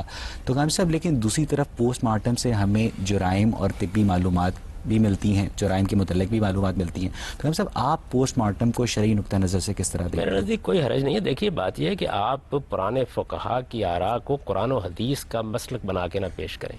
قرآن مجید ہمارے پاس موجود ہے, پیغمبر کے ارشادات موجود ہیں. ایک زمانے میں لوگوں نے اس کی بنیاد پر وہ کچھ لوگ قانونی پیغمبر کے ارشادات سے استدلال کر رہے ہیں اور آپ بھی پیغمبر کے ارشادات سے استدلال. مثلا یہ جو آپ نے ان کی بات بتائی ہے, اس کے حق میں پیغمبر کا کون سا ارشاد انہوں نے پیش فرمایا ہے؟ یہ تو ایک بالکل فقہی اور قانونی ضابطہ ہے, اور فقہی اور قانونی ضابطے بنتے بھی رہتے ہیں, تبدیل بھی ہوتے رہتے ہیں. ہم سب صحیح بخاری میں ایک جگہ یہ بیان کیا گیا ہے کہ لعنت ہے ان لوگوں پر جو مصنوعی بال استعمال کریں. صحیح مسلم میں بھی یہ واقعہ بیان کیا ہے. ہم سب اسی بات کو بنیاد بنا کر وہ نہ صرف پوسٹ مارٹم کی مخالفت کرتے ہیں کہ اس سے بھی لاش کی چیر پھاڑ ہوتی ہے, انسانی جسم کو آپ چھیڑتے ہیں, اور آرگن ٹرانسپلانٹیشن کی بھی مخالفت کرتے ہیں. دیکھیے بات یہ ہے کہ جب وہ یہ مخالفت کریں گے تو ان کے استدلال کا ہم جائزہ لیں گے نا. مثلا آپ مجھ سے پوچھیں گے تو میں آپ کو یہ بتاؤں گا کہ وہاں تو مسئلہ یہ اخلاقی زیر بحث ہے. اگر کوئی خاتون اس طرح بال لگا کے یہ تاثر دے دیتی ہے دوسرے کو کہ میری عمر یہ ہے اور وہ ہے, تو اس سے وہ اخلاقی طور پر دھوکہ دہی کا ارتکاب کرتی ہے. اس طرح کے معاملات میں رسالت میں آپ صلی اللہ علیہ وسلم نے ان کو توجہ دلائی کہ ایسا نہیں کرنا چاہیے. تو یہ جو چیز ہے مذہب کا موضوع اخلاقیات, ٹرانسپلانٹیشن قطعی طور پر جائز ہے, یعنی قرآن حدیث میں کوئی بات اس کے خلاف نہیں ہے. ہم اس کا جائزہ لیں گے, جائزہ لینے کے بعد یہ دیکھیں گے کہ اس میں کوئی اخلاقی خرابی تو نہیں ہے. اگر کوئی اخلاقی خرابی نہیں ہے تو اجازت دے دیں گے. اس وقت اس کی اجازت کم و بیش تمام اہل علم دے ہی چکے ہیں. کچھ لوگ ہیں جو اس کے اوپر اعتراض کرتے ہیں. دیکھیں جب نئی باتیں سامنے آتی ہیں تو انسان اعتراض کر رہا ہوتا ہے. بتائیے کہ فرض کیجئے ایک ملک میں ایسے طبقے کی حکومت ہے جو علماء سے گائیڈنس لیتا ہے, اور وہ علماء اس حکومت کو یہ کہتے ہیں کہ آپ آرگن ٹرانسپلانٹیشن پہ پابندی لگا دیں. ہاں صاحب, اب ایک ایسا شخص جو آرگن ٹرانسپلانٹیشن ہونے سے بچ سکتی تھی, جس کی جان, اور وہ مارا جاتا ہے, تو قیامت والے دن اس شخص کی جان کا حساب کیا ان علماء سے لیا جائے گا؟ دیکھیے میں آپ سے عرض کروں کہ یہ بالکل ایسے ہی ہے جس طرح آج ایک ڈاکٹر علاج کرتا ہے, وہ اپنے علم کی روشنی میں آج ایک دوا آپ کو دیتا ہے. ممکن ہے کوئی دوا ڈاکٹر کو تو پتا تھا کہ آرگن ٹرانسپلانٹیشن سے وہ بچ جائے گا, ان علماء کو نہیں پتا. میری گزارش سن لیجیے نا. ایک دوا کے بارے میں تحقیق ہوتی ہے, وہ دوا دی جاتی رہتی ہے. مجھے یاد ہے اب تک کہ ناول جی نے ایک زمانے میں ہمارے ہاں ایسی دوا تھی جیسے ڈسپرین ہے. اچانک ایک دن یہ معلوم ہوا کہ یہ دوا تو انسانی زندگی کے لیے بڑی مہلک ہے. اب مجھے بتائیے کہ جن انسانوں کو اس سے نقصان پہنچا تمام ڈاکٹر قیامت کے دن کھڑے کر لیے جائیں گے؟ انسان اپنے موجود علم کی بنیاد پر فیصلے کرتا ہے. اگر اس نے بدنیتی سے, پھر اس کا مطلب ہے علماء کو اجازت نہیں دینی چاہیے کہ وہ سائنسی معاملات پر رائے زنی. میں تو کبھی نہیں دیتا. آپ دیتے ہیں اور اس کے بعد مجھ سے پوچھتے ہیں. میں تو نہیں دیتا. میں یہ کہتا ہوں ہر آدمی کو اپنے علم کے دائرے میں رہنا چاہیے. مذہبیات کے علم کا ایک دائرہ ہے. وہ دائرہ کیا ہے؟ لوگوں کو یہ بتایا جائے کہ ان کے پروردگار نے ان سے اس دنیا کی زندگی میں کیا تقاضے کیے ہیں جن کو اگر وہ پورا کریں گے تو قیامت میں سرخرو ہوں گے. غمدی صاحب, اسلام اور دیگر مذاہب میں روح کا تصور پایا جاتا ہے. نہ صرف یہ انسان کے جو مختلف افعال ہیں وہ بھی اس سے منسلک ہیں. چاہے جائے کہ جو سائنس ہے وہ اس چیز کو اس طرح سے تسلیم نہیں کرتی, تو آپ اس نقطہ نظر پہ تھوڑی روشنی ڈالیں. یہ سائنس کا موضوع نہیں ہے. سائنس کا کام یہ ہے کہ جو کچھ ہماری شخصیت میں ظہور پذیر ہو رہا ہے اس کا جائزہ لے. آپ کوئی سائنس کی اعلیٰ کتاب اٹھائیں, وہ سب سے پہلے آپ کو یہ کہے گی کہ سائنس ان چیزوں سے متعلق ہے جو اس کی حواس کی گرفت میں آتی ہیں, جن پر تجربہ کیا جا سکتا ہے. تو سائنس کا بھی ایک دائرہ ہے. آج راہ کرم نہ مذہب کے دائرے کو اس جگہ پہنچائیے, نہ سائنس کے دائرے کو وہاں سے آگے بڑھائیے. ما بعد طبیعیات سائنس کے دائرے سے باہر کی چیز ہے. سائنس کی ترقی اس وقت شروع ہوئی جب یہ اعتراف کیا گیا کہ ہم اب وائے سے متعلق نہیں ہوں گے. سائنس کی اعلیٰ کتابیں یہاں سے شروع ہوتی ہیں. ہم اب ہاؤ سے متعلق ہوں گے اور اس کے نتیجے میں یہ سب کچھ سامنے آیا. یہ بات کہ انسانی شخصیت کیا ہے, کہاں سے آتی ہے, اس شخصیت کی حقیقت کیا ہے, یہ سائنس کا موضوع نہیں ہے. سائنس کا موضوع یہ ہے کہ جسم میں یہ انسانی شخصیت کس طرح کام کرتی ہے. لہذا سائنس دماغ کا جائزہ لے گی, دل کا جائزہ لے گی, آپ کے جگر کا جائزہ لے گی, آپ کے گردوں کا جائزہ لے گی, آپ کے پورے انسانی جسم کے فنکشنز کو دیکھے گی. یہ اس کا دائرہ ہے, اس میں اس نے بڑا کام کیا ہے, انسانیت پر اس کے بڑے احسانات ہیں, اس کو اس کے دائرے میں رکھیے. مذہب کا دائرہ اس سے آگے شروع ہوتا ہے. جہاں طبعیات کا دائرہ ختم ہوتا ہے وہاں آپ کو مذہب یہ بتاتا ہے کہ آپ کی یہ شخصیت خدا کی دی ہوئی ہے, اس شخصیت کو وہ باقی رکھے گا, اس شخصیت کو ایک دن جواب دہ ہونا ہے اور آپ کو اس کے لیے پیوریفائی کرنا ہے. سائنس کا دائرہ اور اسلام کا دائرہ ڈیفرنٹ ہے, میں نے ابتدا بات یہاں سے کی, ان دونوں کا دائرہ بالکل الگ الگ ہے. اصل میں ان دونوں کے دائرے کو الگ رکھنے ہی میں انسانیت کی خیر ہے. یعنی اگر آپ اطباء سے یہ کہیں گے کہ وہ مذہب پر کلام کریں اور مذہبی علماء سے یہ کہیں گے کہ وہ آپ کو علاج معالجہ بتائیں, تو یہ آپ کا کمال فن ہے, اس سے انسانیت کو کوئی فائدہ نہیں ہوگا. ہر ایک کا اپنا علم ہے, اس کے اندر اس سے استفادہ کریں. صاحب, ایک فرانسیسی نیچرل فلسفر تھا جس کا نام تھا دیکارت. اس کا یہ کہنا تھا کہ روح کو مادی سمجھنا آسان ہے مگر یہ سمجھنا سخت دشوار ہے کہ وہ غیر مادی ہو کر, جیسا کہ آپ نے فرمایا کہ وہ غیر مادی ہوتی ہے, ایک مادے کو متحرک کرتی ہے. اب اگر ہم روح کو مادی تصور کریں تو کیا ہم انسانی جسم میں پائی جانے والی لیونگ انرجی کو روح کہہ سکتے ہیں؟ اور اگر ہم اسے مادی تصور نہ کریں, جو کہ آپ نے جیسا کہ فرمایا, تو پھر اس دیکارت کے سوال کا جواب کیا ہو سکتا ہے؟ دیکھیے بات یہ ہے کہ دیکارت سے سائنس بہت آگے بڑھ چکی. اب تو صورتحال یہ ہے کہ پہلے مادہ مسئلہ بنا ہوا تھا, اب مادے کی حقیقت مسئلہ بنی ہوئی ہے. پہلے یہ خیال ہوتا تھا کہ یہ کوئی ٹھوس چیز ہے جس کو ہم دیکھ سکتے ہیں, اب معلومات ہماری گرفتی میں نہیں آتی. اب مادے میں لوگ لہریں دریافت کر رہے ہیں اور نور کے اندر ذرات دریافت کر رہے ہیں, تو دنیا اس سے بہت آگے بڑھ گئی. سوال یہ نہیں تھا, سوال یہ تھا کہ روح غیر مادی ہو کر مادے کو کس طرح متحرک کرتی. میں یہ کہتا ہوں کہ یہ سب سے زیادہ سائنٹیفک بات ہے. یعنی ظاہر بات ہے کہ مادے کے اندر تحریک کے عوامل تو مجھے ملتے ہی نہیں ہیں. تو اگر میں یہ مانتا ہوں کہ ایک شخصیت موجود ہے جو اس کو متحرک کرتی ہے, یعنی میرے نزدیک وہ شخصیت جو شعور دیتی ہے آپ کو, ایک آپ کی حیوانی زندگی ہے, وہ مادی تعامل سے پیدا ہو جاتی ہے, وہ جانوروں میں بھی ہے. ایک آپ کی شخصیت ہے, یعنی جانوروں میں روح نہیں ہوتی. ایک شخصیت جو جانوروں میں روح نہیں ہوتی, ان کے اندر جان ہوتی ہے, زندگی ہوتی ہے, نفس ہوتا ہے, یہ چیز ہوتی ہے. آپ کے اندر در حقیقت وہ ایک شخصیت ہے جس کو انسانی شخصیت کہا جاتا ہے. چنانچہ یہی وجہ دیکھیے قرآن اس کو کیسے بیان کرتا ہے. وہ کہتا ہے کہ انسان کا حیوانی وجود جب پایا تکمیل کو پہنچ جاتا ہے, اس وقت ہم اس کے اندر یہ انسانی شخصیت ڈال دیتے ہیں.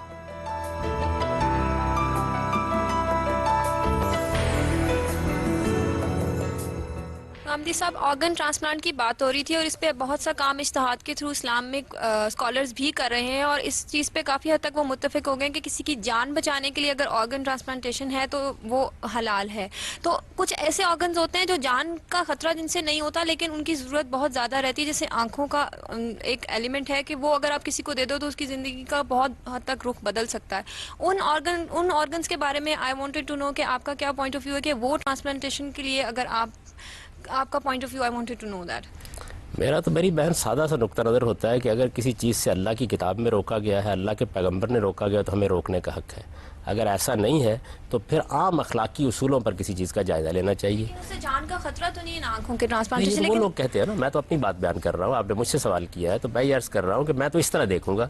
تو میرے نزدیک نہ اس کے خلاف کوئی بات قرآن میں ہے, نہ اس کے خلاف کوئی بات حدیث میں ہے, نہ کسی اخلاقی اصول سے اس کا تصادم ہوتا ہے. اس وجہ سے جس چیز کو بھی آپ ٹرانسپلانٹ کرنا چاہتے ہیں کیجیے. سب آگے چلتے ہیں. ابن خلدون نے اپنے مقدمے میں ایک جگہ درج کیا ہے کہ مسلمانوں نے سب سے زیادہ سائنسی ترقی عباسی خلیفہ مامون الرشید کے عہد میں کی.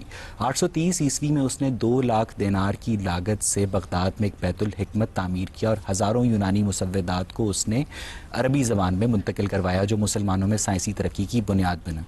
صاحب, تصویر کا دوسرا پہلو یہ ہے کہ مامون الرشید ایک معتزل تھا اور قرآن کو تخلیق مانتا تھا. صاحب, کیا وجہ ہے کہ سائنسی ترقی روایتی طور پر مذہبی سوچ نہ رکھنے والے سلاطین کے عہد میں ہوئی؟ وہ مذہبی سوچ رکھتا تھا, ایک خاص نقطہ نظر اس کا تھا ایک چیز کے بارے میں. اس پہ آپ اس کو غیر مذہبی کیسے قرار دیتے ہیں؟ وہ خدا کو مانتا تھا, وہ اللہ کی کتاب کو مانتا تھا, وہ قیامت کے دن پہ ایمان رکھتا تھا. مذہب ان چیزوں کا نام ہے. قرآن مجید مخلوق ہے یا غیر مخلوق ہے, یہ کلامی مسئلہ ہے. ایک زمانے میں لوگوں نے اپنی حماقت سے اس کو پیدا کر دیا, اس کو آپ پورا مذہب بنا دیتے ہیں. مذہب نام ہے اس چیز کا کہ ہم سب کو ایک دن اپنے پروردگار کے حضور میں جواب یہ ہے کہ وہ تقدیر کے نظریہ جبر کا نہیں, نظریہ قدر کا قائل تھا. صاحب, اب جو سائنس ہوتی ہے وہ چیزوں کے کازز ڈھونڈتی ہے. لیکن جو نظریہ جبر کے حامی لوگ ہوتے ہیں وہ کازز میں زیادہ نہیں پڑتے, وہ کہہ دیتے ہیں کہ یہ خدا نے بنایا ہے. سب یعنی انکلینیشن نظریہ قدر کے لوگوں کی سائنس کی جانب اور نظریہ جبر کے لوگوں کی مذہب کی جانب زیادہ ہوتی ہے. دونوں انتہائیں ہیں, دونوں غلط ہیں. قرآن مجید نے اس کے بالکل برعکس ایک نہایت متوازن تصور دیا ہے. اس نے بتایا ہے جبر کے مواقع کیا ہیں, اس نے بتایا قدر کے مواقع کیا ہیں. تو یہ دو انتہائیں ہیں. انسان کا سب سے بڑا مسئلہ یہ ہے ایسی سائنسی ترقی کسی نظریہ جبر کے حامی بادشاہ کے دور میں کیوں نہیں ہو سکی؟ میں تو نظریہ جبر کا حامی نہیں ہوں, نہ میں قرآن کو نظریہ جبر کا حامی سمجھتا ہوں. قرآن نے تو ایک نہایت متوازن تصور پیدا کیا ہے. اگر اس متوازن تصور پر لوگ قائم ہوتے تو نہ سائنسی ترقی رکتی, نہ مذہبی تصورات میں کوئی خرابی پیدا ہوتی. یہ تو پینڈولم کی طرح کبھی آپ اس انتہا پہ چلے جاتے ہیں, کبھی اس انتہا پہ چلے جاتے ہیں. جبر اور قدر کے مابین ایک توازن ہے. مجھے کہاں پیدا ہونا تھا, میری شکل و صورت کیا ہوگی, میرے والدین کون ہوں گے, میری صلاحیتیں کیا ہوں گی, ان کے لیے مواقع کتنے پیدا ہوں گے, یہ سب کچھ جبر ہے. لیکن یہ کہ ان صلاحیتوں کو نشو و نما دینے کے لیے مجھے کیا ایفرٹ کرنی ہے اور میرا اخلاقی وجود کیا ہے, یہ اور ایگزامپل یہ ملتی ہے کہ اخوان الصفا نے ایسٹرونومی کے اوپر, میوزک کے اوپر, فزکس کے اوپر جو رسائل مرتب کیے انہیں برسر بازار بغداد کی گلیوں میں جلوایا گیا.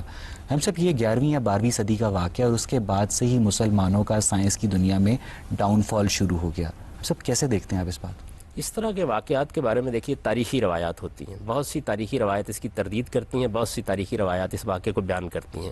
اگر ایسا ہوا ہے تو یقیناً ایک برا کام ہوا ہے. میں مسلمانوں کے تمام افعال و اعمال کی ذمہ داری قبول نہیں کرتا. انہوں نے اچھے کام بھی کیے ہیں, انہوں نے برے کام بھی کیے ہیں. وہ آج بھی اچھے کام کرتے ہیں, وہ آج بھی برے کام کرتے ہیں. اس وقت جس طرح انسانی جانوں کو لیا جا رہا ہے, جس طرح دہشت گردی ہو رہی ہے, جس طریقے سے آپ اسلامی حدود کی خلاف ورزی کر رہے ہیں, ظاہر ہے اس کی کون تائید کرے گا. مسلمان جس طریقے سے اخلاقی پستی میں گر گئے ہیں کہ ان کی بنائی ہوئی دوا پر بھی آج اعتماد نہیں کیا جا سکتا, یہ کیا چیز ہے؟ تو اس وجہ سے مسلمانوں کے اعمال افعال کی بنیاد پر مذہب کا جائزہ نہیں لیا جائے گا. مذہب کی کتاب ہمارے پاس موجود ہے, وہ قرآن مجید ہے, اس کو ہم دیکھیں گے. وہ بتائیے کہ کیا بات کہتی ہے, اس کی ہر بات کی مدافعت کرنا میری ذمہ داری. پروگرام تک موقوف کرتے ہیں. ناظرین, اختلاف اگر علمی ہو تو غور و فکر کے نئے دروازے کھولتا ہے, مگر اگر تعصب پر مبنی ہو تو یہ دروازے بند کر دیتا ہے. ہم نے آج سائنس اور مذہب کے مابین اختلافات کو علمی سطح پر دلیل کے ترازو میں تولنے کی جو کوشش کی, اس کا مقصد بھی گروہی تعصبات سے بالا تر ہو کر معاشرے کے مختلف طبقوں کے مابین مکالمے کی وہ فضا پیدا کرنا ہے جو باہمی احترام کو ملحوظ خاطر رکھتے ہوئے معاشرے میں قیام امن کا باعث بن سکے. مذہب کے سائنسی پہلو اور سائنس کے اخلاقی جواز اگر انسانوں کے مابین نقطہ اتفاق نہیں تو قصور مذہب یا سائنس کا نہیں بلکہ سائنس کے مذہبی اور مذہب کے سائنسی استعمال کا ہے, کیونکہ سائنس کا مقصد انسان کی زندگی کو باسہولت بنانا اور مذہب کا منشا انسان کی موت کو زندگی دینا ہے. سائنس اور مذہب سے متعلق اس گفتگو کو ہم اگلے پروگرام میں اپنے شرکاء اور محترم جاوید احمد غامدی کے مابین جاری رکھیں گے, مگر تب تک کے لیے مجھے اور پروگرام غامدی کی پوری ٹیم کو اجازت دیجیے. خدا حافظ. اس کی یہ جستجو ختم ہوگی کبھی؟ غامدی. السلام علیکم. پروگرام غامدی میں خوش آمدید. ناظرین, پچھلے پروگرام میں ہم نے سائنس اور مذہب سے متعلق جس بحث کا آغاز کیا تھا, آج ہم اس پہ اپنے شرکاء اور محترم جاوید احمد غامدی کے مابین گفتگو کو مزید آگے بڑھائیں گے اور دیکھیں گے کہ سامی مذاہب کے صحائف میں شامل سائنسی حقائق کس طرح اہل علم کے مابین اختلاف کا باعث بنتے ہیں. اگر انسانی دانش آسمانی دانش ہی کا پرتو ہے تو کیوں آسمانی دانش کا الہامی صحائف میں ظہور انسانوں کو یکساں طور پر فیض یاب نہیں کرتا؟ اور اگر اس کی وجہ انسانی عقل کی محدودیت ہے تو کیا محدود انسانی عقل پہ مبنی سائنس کا لامحدود الوہی عقل کے اظہار مذہب سے موازنہ کرنا منطقی طور پر درست ہے بھی یا نہیں؟ اور اگر ہے تو کیوں مذہب کی گود میں پرورش پانے والی سائنس آج مذہبی تعلیمات کو منطق کی کسوٹی پہ پرکھنے کا مطالبہ کرتی ہے؟ یہی بحث ہمارے آج کے اس پروگرام کا موضوع گفتگو ہے. غامدی صاحب, سورہ کہف میں جہاں ذوالقرنین کا ذکر آتا ہے اس کی آیت نمبر 86 کے مطابق ذوالقرنین سفر کے دوران ایک ایسی جگہ پر جا پہنچے جو سورج غروب ہونے کی جگہ تھی. پھر آیت نمبر 90 کے مطابق ذوالقرنین ایک اور سفر کے دوران ایک ایسی جگہ پر جا پہنچے جو سورج طلوع ہونے کی جگہ تھی. ہم صاحب بات یہ ہے کہ سورج غروب یا طلوع ہونے کی جگہ تک جا پہنچنا صرف اسی صورت میں ممکن ہے اگر زمین کو ہم فلیٹ تصور کر لیں، جیسا کہ اس زمانے کے لوگ کرتے تھے. اب جب جدید سائنس یہ ثابت کر چکی ہے کہ زمین فلیٹ نہیں چپٹی ہے، تو پھر آپ ان آیات کو سائنسی استدلال کی روشنی میں کس طرح دیکھتے ہیں؟ ان میں یہ بات کہی نہیں گئی کہ سورج وہاں غروب ہو رہا تھا، یہ کہا گیا ہے کہ اس نے سورج کو غروب ہوتے ہوئے دیکھا. یہ تو بالکل ادبی بیان ہے. جیسے ہم کہتے ہیں کہ میں آج کراچی گیا تھا اور میں نے وہاں سمندر میں سورج ڈوبتے دیکھا، تو ایک ادبی اسلوب کو آپ سائنسی چیز کیوں سمجھتے ہیں؟ وہاں یہ بیان نہیں کیا گیا، وہاں یہ موضوع ہی نہیں ہے.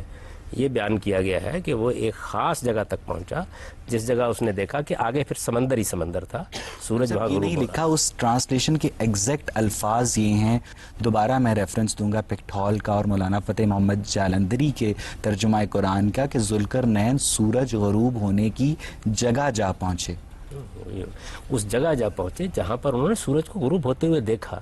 ظاہر ہے کہ سورج کو غروب ہوتے ہوئے ہم بھی دیکھتے ہیں، ہم بھی مغرب کہتے ہیں، ہم بھی مشرق کہتے دنیا ہیں. کی ہر جگہ سے سورج کو غروب ہوتے دیکھا جا سکتا ہے. اس کے باوجود مغرب بولتے ہیں، اس کے باوجود مشرق بولتے ہیں. یہ عام بول چال کی زبان ہے، یہ آپ بھی استعمال کرتے ہیں. روز آپ کہتے ہیں میں مغرب کے وقت آؤں گا. مغرب کا مطلب کیا ہے؟ سورج کے غروب ہونے کا وقت. غروب بولتے ہیں. آپ روزانہ اخبار میں پڑھتے ہیں طلوع آفتاب کا وقت یہ ہے، غروب آفتاب کا وقت یہ ہے. تو سائنس کی زبان نہیں بولی جا رہی ہوتی، ادب کی زبان بولی جا رہی ہوتی ہے. یعنی انسان جیسے چیزوں کو دیکھتا ہے اس کے لحاظ سے آپ بات کر رہے ہوتے ہیں. وہاں سورج کے طلوع و غروب کی سائنس بیان کرنا قرآن کا مقصود ہی نہیں ہے. یہی تو میں بتانے کی کوشش یہ کر رہا ہوں. تشریح ان آیات کے متعلق بجا تسلیم، لیکن گاندھی صاحب بات یہ ہے کہ زمین فلیٹ ہے، اس بات کی جو سپورٹنگ ایویڈنس ہے وہ احادیث میں بھی پایا جاتا ہے. مثال کے طور پر صحیح بخاری میں حضرت ابو ذر غفاری سے ایک روایت منسوب ہے جس کے مطابق سورج غروب ہونے کے بعد خدا کے تخت کے نیچے چھپ جاتا ہے اور اگلے دن خدا کی اجازت ملنے کے بعد طلوع ہوتا ہے، اور قیامت اس دن آئے گی جب یہ اجازت نہیں ملے گی. ہم سب یہ پھر وہی ویو آ گیا کہ زمین فلیٹ ہے، کیونکہ اس زمانے کا بندہ سورج کو صرف غروب ہوتے دیکھتا تھا، جبکہ آج ہم جانتے ہیں کہ سورج کبھی غروب نہیں ہوتا. آدھے حصے پہ زمین کے طلوع ہوتا ہے اور آدھے حصے پہ غروب. بڑی غیر معمولی بات جو بیان کی گئی ہے اس میں اصل میں اس حقیقت کی طرف آپ کو توجہ دلائی گئی ہے کہ جو طلوع و غروب کا نظام چل رہا ہے جس کے تحت سورج ایک جگہ سے آتا ہے دوسری جگہ جاتا ہے، یہ دنیا جس طریقے سے کام کر رہی ہے یہ سب خدا کے اذن پر کام کر رہی ہے. وہاں بیان کرنا یہ مقصود ہی نہیں ہے جس کو آپ سائنسی تحقیقات کہتے ہیں. انسان کو یہ بتایا جا رہا ہے کہ ہر چیز خدا کے سامنے سجدہ ریز ہے. آپ اسی حدیث میں کیوں گئے؟ قرآن میں جگہ جگہ ذکر ہے کہ یہ ستارے بھی خدا کے سامنے سجدہ ریز ہیں، یہ درخت بھی خدا کے سامنے سجدہ ریز ہیں. گویا خدا کے قانون کے پابند ہیں. اللہ تعالیٰ نے جس ضابطے قاعدے میں ان کو باندھ دیا اس کے مطابق کام کر رہے ہیں. یہ جگہ جگہ بیان ہوا ہے، اس کو آپ ایک سائنسی چیز کیوں سمجھتے ہیں؟ مذہب کا کام یہ ہے وہ آپ کو اصل حقائق کی طرف توجہ دلائے. یہ سائنس کا کام ہے کہ وہ آپ کو یہ بتائے کہ سورج کے طلوع و غروب کی کیا صورت ہے. صاحب زمین فلیٹ ہے، ہم نے جب اس کے متعلق قرآنک ایویڈنس آپ کے سامنے رکھا تو آپ نے اس سے اختلاف کیا. زمین فلیٹ ہے، جب ہم نے اس کے متعلق احادیث آپ کے آگے رکھی تو آپ نے اس سے اختلاف کرتے ہوئے اپنا نقطہ نظر بیان کیا. ہم سب بات یہ ہے کہ 15ویں صدی عیسوی تک یہودی، عیسائی اور مسلمان علماء صرف خدا کے وجود کے بعد ایک اور بات پر متفق تھے کہ زمین فلیٹ ہے نمبر 1، اور زمین اس نظام شمسی کا مرکز بھی ہے. جیو سینٹرک ویو تھا. ہم سب جب اس کے بعد گلیلیو نے اس بات کو غلط ثابت کیا تو تب سے بتدریج اس موقف میں تبدیلی آنا شروع ہوئی. کیوں؟ اس کی وجہ یہ ہے کہ یہ ایک سائنسی بات تھی جو اس زمانے کی سائنس تھی. جس طرح انسان عام طور پر مشاہدہ کرتا تھا اس کے لحاظ سے اس نے ایک رائے قائم کی. جب اس میں تبدیلی آ گئی، معلوم ہوا کہ ایویڈنس اس کے خلاف ہے، تو لوگوں نے اپنی رائے میں ہر تبدیلی پیدا سائنسی کر دی. دریافت کے بعد اہل مذہب اپنے موقف میں تبدیلی کیوں پیدا کر لیتے؟ یہ مذہب کا مسئلہ ہی نہیں ہے. دیکھیے آپ پہلے ایک مسئلے کو مذہب کا مسئلہ بناتے ہیں، اس کے بعد کہتے ہیں کہ تبدیلی کیوں آ گئی. دنیا میں بہت سے لوگ تھے جو بہت سی باتوں کو مانتے تھے، سائنسی تحقیقات نے ان کو غلط ثابت کر چلیں دیا. یہ تو زمانے کی بات تھی. 1982 میں سعودی عرب میں ایک مفتی تھے شیخ عبدالعزیز بن باز، انہوں نے فتویٰ دیا کہ زمین فلیٹ ہے اس آیت کو بنیاد بناتے ہوئے کیف الارضی سوتیحت، اور جو اس بات کی مخالفت کرے وہ کفر میں شامل ہو جائے گا. یہ بات ہے، اگر اس طرح وہ فتویٰ انہوں نے دیا ہے تو ان کے حق میں دعائے خیر کی جا سکتی ہے. قرآن مجید کی اس آیت میں یہ موضوع ہی نہیں ہے. وہاں تو یہ بیان کیا گیا ہے کہ یہ دیکھو زمین تمہارے لیے کس طرح چلنے کی پھرنے کی ایک ایسی چیز بنا دی گئی ہے کہ وہ بچھونا ہے جو تمہارے لیے بچھا دیا گیا ہے. ایک خالص ادبی اسلوب میں کہی بات کو اگر آپ ایک سائنسی حقیقت کے طور پر لیتے ہیں تو اس میں کیا کیا جا سکتا ہے سوائے اس کے کہ آپ کے حق میں دعا کی جائے. قرآن مجید کی جو بات ہے وہ واضح کریں گے، ہم اس کو بتائیں گے. اگر کسی صاحب علم نے اپنے کسی سیاسی یا اپنے کسی معاشرتی یا اپنے کسی تہذیبی یا اپنے کسی اور پس منظر کی وجہ سے ایک بات قرآن مجید کی طرف منسوب کر دی ہے تو آخر ہمیں بھی اللہ نے علم دیا ہے، عقل دی ہے، ہم اس کو رکھ کے دیکھیں گے. آپ نے جب یہ فرمایا تھا کہ انسان کو کھنکھناتی مٹی سے پیدا کیا گیا اسی لیے وہ زمین کے پیٹ سے پیدا ہوا، صاحب یہ بھی تو ہو سکتا ہے کہ یہ بھی ادبی اسلوب ہو. دیکھیے بات یہ ہے کہ وہاں تو ادبی اسلوب ہے، یہاں پر تو ایک حقیقت واقعہ جس کو بیان کیا جا رہا ہے کہ انسان کو طین لازب سے مٹی سے پیدا کیا ہے. ہم نے یہ بتایا ہے کہ ہم نے ہر زندہ چیز پانی سے پیدا کی ہے. یہ بات کہ کون سی چیز ادبی اسلوب ہوتی ہے اور کون سی چیز ہوتی ہے کہ جس میں ایک حقیقت واقعہ کا بیان کرتے ہیں، یہ ہم سب جانتے ہیں. مثلا میں اگر آپ سے یہ کہوں کہ میں چڑیا گھر گیا تھا، وہاں میں نے شیر دیکھا، تو آپ یہ کہیں گے کہ یہ شعر یہاں مجازی مفہوم میں استعمال ہوا ہے. لیکن میں جب انیس کا مصرع پڑھوں گا کہ کس شعر کی آمد ہے کہ رن کانپ رہا ہے، آپ بھی جانتے ہیں، میں بھی جانتا ہوں کہ یہاں پر مجاز کا اسلوب اختیار کیا گیا ہے. تو جب قرآن یہ کہتا ہے کہ وَإِلَى الْأَرْضِ كَيْفَ سُطِحَتْ، زمین کی طرف دیکھو کیسے بچھا دی گئی ہے، مجھے یہ بتائیے، میں اس کا سادہ ترجمہ کر رہا ہوں، اس میں زمین کے چپٹے ہونے کا تصور کہاں سے آ گیا؟ زمین بچھی ہوئی ہے، زمین ایک بچھونا ہے، زمین ہمیں اپنے اندر لیے ہوئے ہے، زمین ہمارے لیے ماں کی طرح ہے. یہ ساری چیزیں جتنی ہیں وہ زمین میں اللہ تعالیٰ کی جو عظیم رحمت ہمارے لیے اس کو بیان کر رہی ہے.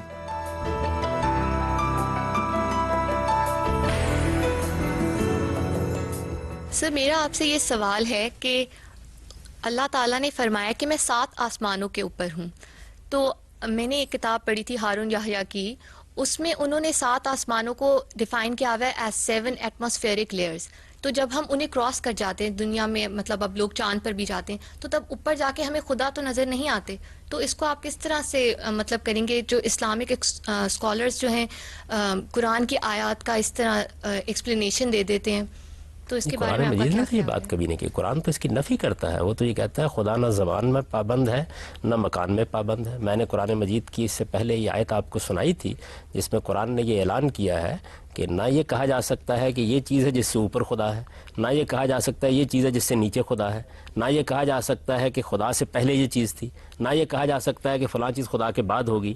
تو زمان اور مکان دونوں میں خدا کو پابند نہیں کیا جا سکتا. بخاری کی بے شمار احادیث میں یہ بیان ہوا ہے، جس میں سب سے مشہور احادیث یہ ہے کہ خدا ہر 7 آسمانوں کے اوپر ہے اور ہر آسمان کے بیچ میں 500 برس کا فاصلہ ہے اور ہر آسمان پر ایک پیغمبر بیٹھا ہے اور پھر واقعہ معراج بھی اس سے منسوب کیا جاتا ہے. اس میں تو یہ بات بیان کی جا رہی ہے کہ خدا ماورا ہے زمین و آسمان سے. تو خدا کا ماورا ہونا تو چاہیے اس کو ہر حال میں، اس کا علم ہر چیز کا احاطہ کیا. ماورا ہونے کے بعد خدا کہاں ہے اس چیز کو کبھی قرآن نے بیان نہیں کیا. قرآن خدا کی ذات کے بارے میں کوئی بات بیان نہیں کرتا، وہ آپ کو خدا کی صفات کا تصور دیتا ہے. جیسا کہ انہوں نے فرمایا کہ جب ہارون یحییٰ جیسے اسکالرز مذہبی صحائف میں سے سائنس کو برآمد کرنے کی کوشش کرتے ہیں، تو آپ کو نہیں لگتا کہ وہ مذہب اور سائنس دونوں کے ساتھ زیادتی کرتے ہیں؟ نہیں، دیکھیے بات یہ ہے کہ ہارون یحییٰ کی کوئی چیز جب ان کے پورے استشہاد کے ساتھ سامنے آئے گی تو میں اس پر تبصرہ کروں گا. میں افراد پر اس طریقے سے تبصرہ نہیں کرتا. ان کی چیزیں میں نے بھی دیکھی ہیں، انہوں نے اس طرح کا کام کبھی نہیں کیا. وہ تو صرف ان چیزوں کی طرف توجہ دلا رہے ہیں جن میں قرآن مجید نے کوئی بات کہہ دی ہے. یعنی یہ نہیں کہہ رہے کہ آپ تمام سائنسی حقائق کو اس زاویے سے دیکھیں. سر میں یہ پوچھنا چاہ رہی ہوں کہ جیسے آپ نے ابھی کہا کہ قرآن پاک مطلب جن چیزوں کو ڈیفائن کر رہا ہے صرف انہی کو کر رہا ہے، آگے اس کے آگے وہ یہ کہہ دیتا ہے کہ خضوع کرو، مطلب آگے ایک عقل کو استعمال کرو. تو سائنس بھی تو ایک عقل ہی ہے نا. پھر ہم سائنس کو کیا کہیں گے؟ اگر اس کو اگر ہم سائنس قرآن پاک کا یا اسلام کا پہلو نہیں لے رہے تو پھر اس کو کس سائڈ پہ ہم دیکھیں گے؟ سائنس کو سائنس کی حیثیت سے دیکھیں گے، اس سے فائدہ اٹھائیں گے، اس کا علم حاصل کریں گے. جس کا میں قرآن پاک میں ذکر کیا گیا اس میں کیا شبہ ہے کہ انسان کو اللہ نے عقل دی ہے، اس کی روشنی میں وہ اپنے لیے معیشت کے ذرائع تلاش کرتا ہے، وہ کاشتکاری کرتا ہے، اس نے انڈسٹری وجود میں لا کر دکھا دیا ہے، اس نے بے شمار اکتشافات کیے ہیں. اب یہ جہاز جس میں ہم سفر کر رہے ہوتے ہیں تو آپ قرآن سے اس کو جاننا چاہیں گی کہ یہ کیسے بنایا جائے؟ یہ انسان نے اپنی عقل کو استعمال کیا، یہ قرآن کا موضوع ہی نہیں. غازی صاحب سورہ بقرہ کی آیت نمبر 29 میں بیان کیا گیا ہے کہ پہلے زمین بنائی گئی، پھر آسمانوں کی طرف خدا متوجہ ہوا بنانے کے لیے، اور پھر 7 آسمان بنا دیے گئے. پھر آیت ایک سورت نازیات میں آیت نمبر 27 سے لے کر 29 تک بیان کیا گیا ہے کہ پہلے آسمان بنایا گیا اور پھر زمین بچھا دی گئی. پھر ایک تیسری سورت کی آیت نمبر 30 میں بیان کیا گیا سورہ انبیاء کی کہ زمین اور آسمان ملے ہوئے تھے، پھر ان کو جدا کر دیا گیا. یہ اگر ہم مذہبی نقطہ نظر سے دیکھیں تو یہ تینوں باتیں آپس میں کانٹراڈکٹ کر رہی ہیں. جبکہ اگر ہم اس کو بگ بینگ تھیوری دیکھیں تو وہ کہتا ہے کہ ایک الگ بالکل سوچ، ایک نئی سوچ بتاتا ہے. تو اگر ان دونوں باتوں کو آپ کس نقطہ نظر سے دیکھتے ہیں؟ دیکھیے بات یہ کہ اس میں کوئی تضاد نہیں ہے. اس میں یہ بیان کیا گیا، قرآن نے اس کی وضاحت کر دی ہے سورہ سجدہ میں کہ زمین و آسمان 2 ایام میں، اور ایام کے بارے میں بھی بتا دیا ہے کہ ان کو اپنے ایام پر قیاس نہ کریں، اپنے دنوں پر قیاس نہ کریں. خدا کے دن تو بعض اوقات 50,000 سال سے بھی زیادہ کے ہوتے ہیں. تو اللہ تعالیٰ نے 2 دنوں میں زمین و آسمان کو تخلیق کیا. پھر بتایا ہے کہ ایک پورا عمل زمین کے اوپر گزرا جس میں زندگی کے جو آثار ہیں اور اس کے عوامل ہیں وہ پیدا کیے گئے. پھر اللہ تعالیٰ نے آسمان کو بھی اسی طریقے سے ایک ترتیب کے ساتھ وہ صورت دی جو اب دی گئی ہے. تو یہ چیز ہے جس کو بیان کیا گیا. اب قرآن مجید کہیں اس کے اس حصے کو بیان کر دیتا ہے، کہیں اس حصے کو بیان کر دیتا ہے. وہ کوئی سائنسی بیان نہیں دے رہا ہوتا، بلکہ آپ کو اللہ کی آیات کی طرف توجہ دلا رہا ہوتا ہے. مگر بات میری یہ کہ دیکھیں 3 جگہ، یعنی کہ ایک جگہ بھی نہیں 3 جگہ کنٹراڈکشن آ رہی ہے کہ پہلے کہا گیا کہ پہلے زمین بنائے گی پھر آسمان بنایا گیا، پھر کہیں کہا گیا کہیں آسمان بچھایا گیا اپنے ذہن سے یہ بات فرض کر لیتے ہیں. سورہ بقرہ کی آیت پڑھی، اس میں کہا گیا ہے، اس میں یہ بیان کیا گیا ہے کہ پروردگار نے زمین کو تمہارے لیے بنایا، اس میں اپنی ساری نعمتیں رکھیں اور پھر آسمان کی طرف متوجہ ہوا اور اس کو بھی استوار کر دیا. یہ بالکل اسی پروسیس کا بیان ہے. کسی جگہ زمین سے شروع کر کے آسمان پہ بعد میں جو کام ہوا ہے اس کو بیان کر دیا. کسی جگہ تخلیق کے ابتدائی مراحل بیان کر دیے ہیں. ایک عمل جب آپ کرتے ہیں، آپ مکان بناتے ہیں، تاج محل کی تعمیر کر رہے ہوتے ہیں، تو کبھی آپ یہ کہتے ہیں کہ ہم نے اینٹ پتھر گارا نقشہ بنایا، اس کے بعد ہم نے تاج محل کو اٹھانا شروع کر دیا. کبھی آپ بیان کرتے ہیں کہ ہم نے برجیاں بنائی، پھر اس کے بعد ہم نے یہ معاملہ شروع کر دیا. تو بعض اوقات آپ ایک ہی چیز جو کئی ادوار میں ہوئی ہے اس کو مختلف مراحل میں بیان کر رہے ہوتے ہیں.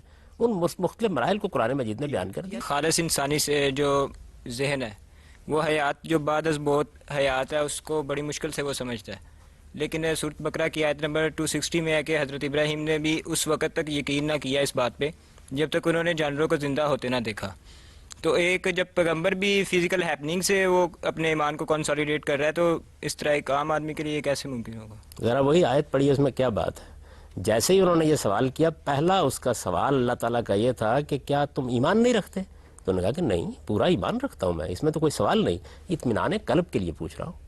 تو اطمینان قلب کی تو کوئی حد نہیں ہے. تو اس وجہ سے ہم علم و عقل کی بنیاد پر مطالبہ ایک عام آدمی کر دے تو یہ بات یہ ہے کہ عام آدمی مطالبے کرتا رہتا ہے بہت سے.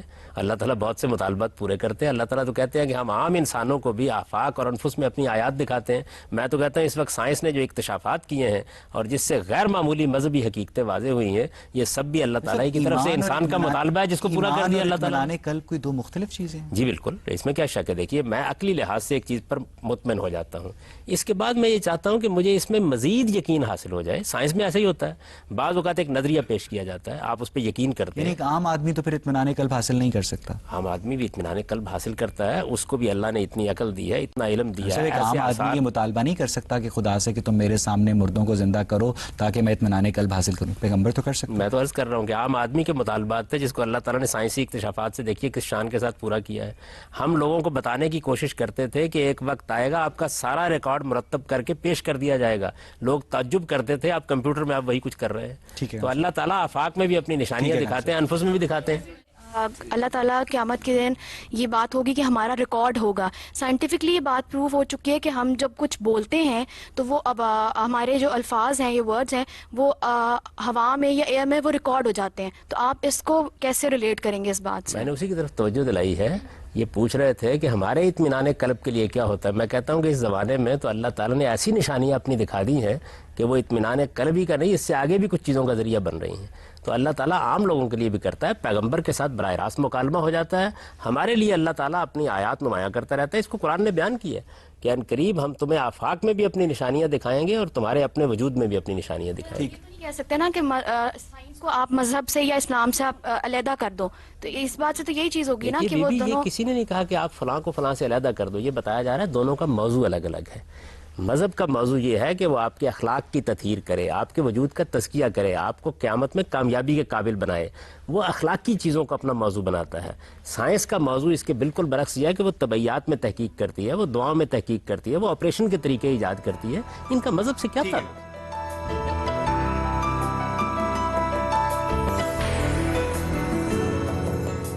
غامدی صاحب، آپ نے یہ بات کی ہے کہ آپ نے سب سے پہلے کہا تھا کہ قرآن مجید جو ہے ایک مکمل کتاب ہے، ٹھیک ہے.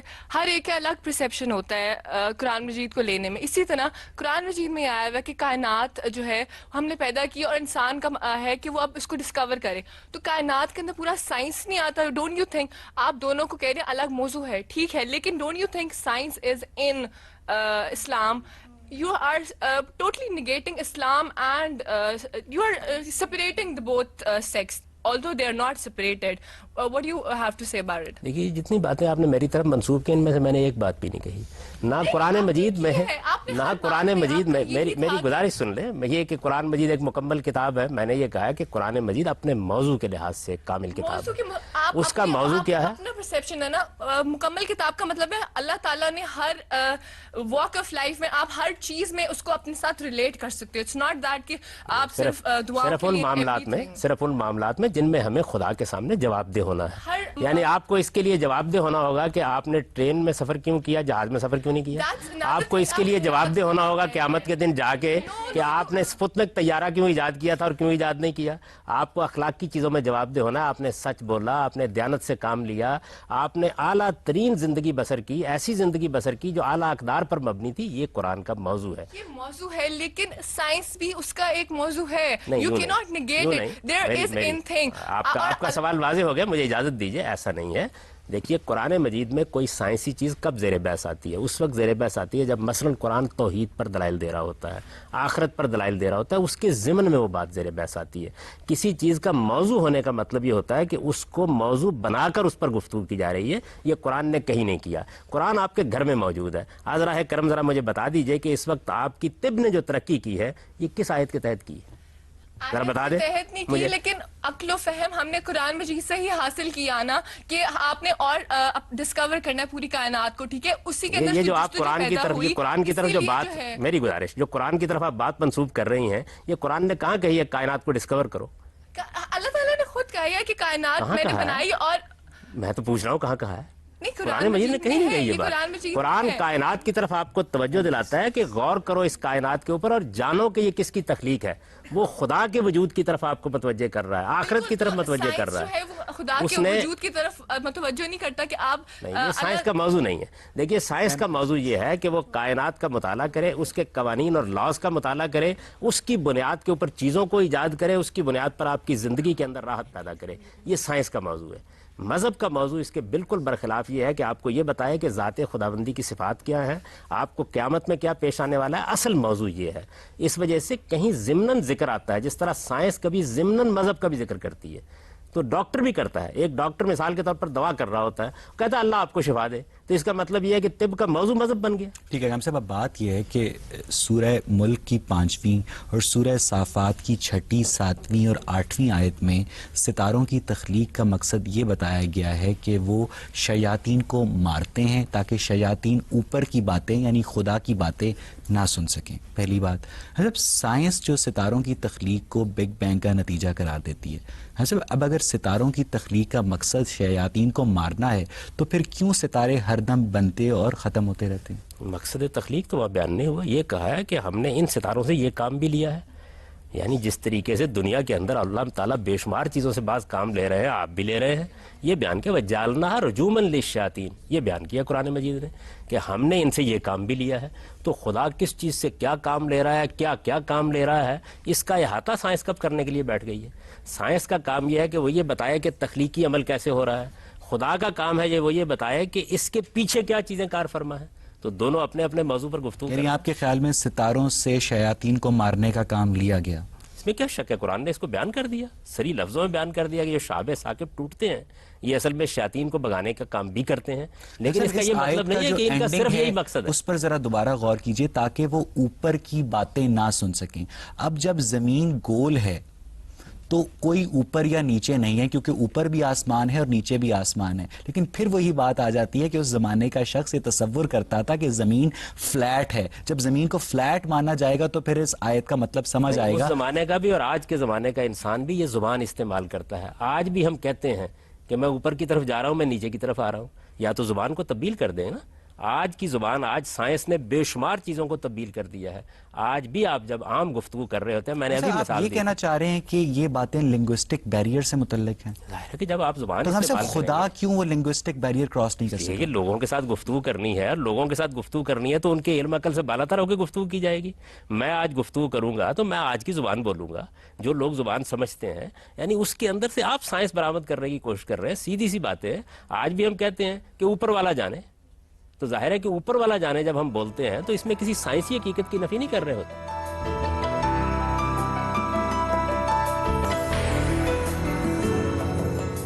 سر معراج شریف جو ہے ایسا واقعہ ہے جس کو عقل ماننے کو تیار نہیں، تو آپ اس کو سائنس میں کس نظر سے دیکھتے ہیں جب آپ کہتے ہیں ایک پیغمبر کو خدا نے اگر ایک چیز کا مشاہدہ کرایا تو خدا نے کرایا ہے. سائنس کا کام طبیعیات کا علم ہے.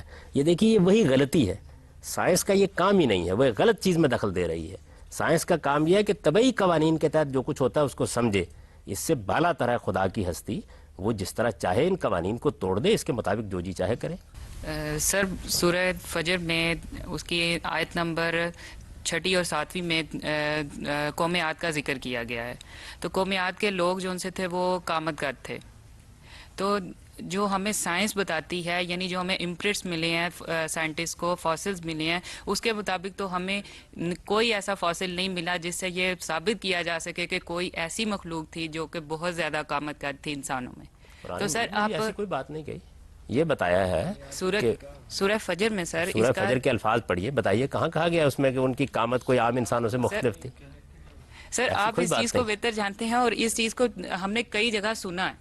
نہیں آپ نے سنا تو آپ کو پڑھ بھی لینا چاہیے تھا. قرآن مجید نے ایسی کوئی بات نہیں کہی. نہیں سر یہ بات ہے کہ قامت قد کے لوگ جو ان سے تھے، جب آپ جاتے ہیں کہ قوم عاد کی ہسٹری پڑھیں تو یہ بات کئی جگہ پر آئی ہے کہ جو لوگ تھے وہ قامت قد تھے.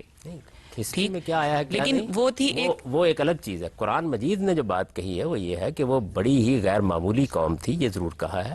اور یہ ضرور کہا ہے کہ لم یخلق مثلھا فی البلاد، اس سے پہلے ایسی جسمانی قوت والی قوم کوئی نہیں ہوئی، یہ بات کہی ہے. لیکن اس میں کہیں نہیں کہا کہ ان کا قامت ہم سے زیادہ تھا یا کم تھا. اس طرح کی کوئی بات قرآن میں ہے. گاندھی صاحب اب میری اس بات سے کمپلیٹلی اگری کریں گے. قرآن پاک میں یہ ایک آیت ہے جو کہ یہ بیان کری کہ اللہ تعالیٰ فرما رہے ہیں کہ ہم نے اس دنیا میں جو جتنے مخلوقات ہیں ان کو جوڑوں میں پیدا کیا. جبکہ ہم اگر اب جیسے جیسے ہماری نالج بڑھی اور ود ٹائم ہمیں یہ واضح ہو گیا ہے کہ انسانوں میں بھی صرف 2 جنسیں نہیں ہوتی، ایک تیسری جنس بھی ہے. اس کے علاوہ اگر ہم جانوروں میں بھی دیکھیں، کریچرز ہیں، ہمارے پاس ارتھ فارم ہے جو کہ جس میں میل اور فیمیل کا کوئی تصور نہیں ہے، وہ ایک ہی ہوتا ہے جو کہ خود بخود ریپروڈیوس کر رہا ہے. ہمارے پاس اور بھی بہت سی مثالیں ہیں. ہمارے پاس اسٹار فشز ہیں جو فریگمنٹیشن کے تھرو ریپروڈیوس کرتی ہیں. تو اس بارے میں آپ کیا کہیں گے؟ کیا اس ٹائم میں قرآن پاک یا اسلام کو یہ نہیں پتا تھا کہ دنیا میں ایسے کریچرز یا ایسی چیزیں بھی ایگزسٹ کرتی ہیں؟ قرآن مجید کو بھی معلوم تھا، انسان کو بھی معلوم تھا. ایک عمومی بیان ہوتا ہے. ہم کہتے ہیں دنیا میں مرد و عورت ہے، ان سے گفتگو کرتے ہیں، تیسری جنس کا ذکر نہیں کرتے. تو ایک عمومی بیان ہوتا ہے جو دیا جا رہا ہوتا ہے. آپ کا اصل میں پرابلم کیا ہے، میں آپ سے عرض کرتا ہوں، وہ یہ کہ گفتگو بات چیت کے اندر جو عام زبان بولی جا رہی ہوتی ہے اس میں سے آپ سائنس برآمد کرنا شروع کر دیتے ہیں. میں روز کہتا ہوں خواتین و حضرات. اب ظاہر ہے کہ چونکہ مجھے سائنسی معلومات ہو گئی ہیں تو مجھے کہنا چاہیے خواتین، حضرات اور پھر کسی تیسری مخلوق کا بھی نام لینا چاہیے.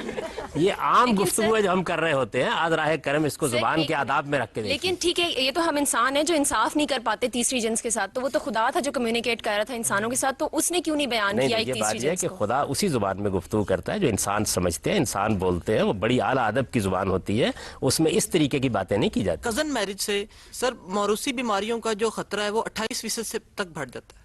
اور سیکنڈلی سر یہ مغربی جتنے بھی تھنک ٹینکس ہیں ان کی ریسرچز میں بھی یہ ثابت ہوا ہے کہ مسلمان بچوں میں کم آئی کیو لیول اور کم ای کیو لیول کی ایک خاصی وجہ جو یہ ہے کہ وہ مسلسل اور نسل در نسل خاندانی شادیاں ہیں. سر اس کے علاوہ سر یو ایس میں کافی ریاستیں ایسی ہیں جہاں پر فرسٹ کزن میرج پہ پابندی لگ چکی ہے. سر اس پابندی کو آپ شرعی نقطہ نظر سے کس طرح بیان کرتے ہیں؟ اس کا شریعت سے کوئی تعلق نہیں، انسانی تجربات سے تعلق ہے. جیسے سگریٹ پر پابندی آپ نے لگا دی ہے، کسی چیز کا ضرر معلوم ہو گیا، نقصان معلوم ہو گیا، علمی طور پر تحقیق سے یہ بات واضح ہو گئی کہ اس میں یہ نقصان ہے، پابندی لگائیے. نقصانات مذہب کا موضوع نہیں ہے، مذہب کا موضوع اخلاقی چیزیں ہیں. اس میں جو حرمتیں حلتیں رشتوں کی قائم کی گئی ہیں وہ اخلاقی اصولوں پر. سر سورہ انفال میں بھی اس بات کا ذکر ہوا ہے کہ آپ کی پھپھو کی بیٹیاں، آپ کی خالہ کی بیٹیاں آپ کے لیے جائز ہیں شادی کے لیے. سر جائز ہے لیکن سر کہا گیا کہ واجب ہے ان سے شادی کر لیں آپ. سر نقصان دہ جائز تو بہت سے رشتے ہوں گے. وہ قرآن مجید جائز ناجائز کی بحث کرے گا اخلاقی پہلو سے. وہ یہ بتا دیا اس نے. اب کوئی نقصان سامنے آ گیا، کوئی ضرر سامنے آ گیا، اس کا فیصلہ آپ کیجئے. قرآن سگریٹ کو موضوع نہیں بنائے گا، کینسر کی تکلیف کو موضوع نہیں بنائے گا. اگر کسی چیز سے کوئی بیماری پیدا ہو رہی ہے اسے موضوع نہیں بنائے گا، وہ اخلاقی پہلو کو موضوع بنائے گا. یہی میں سمجھانے کی کوشش کر رہا ہوں. دنیا کے اندر جو ضرر رساں چیزیں ہیں وہ جیسے ہی آپ کی تحقیق میں آیا آپ بچیے ان سے. بڑی اچھی بات.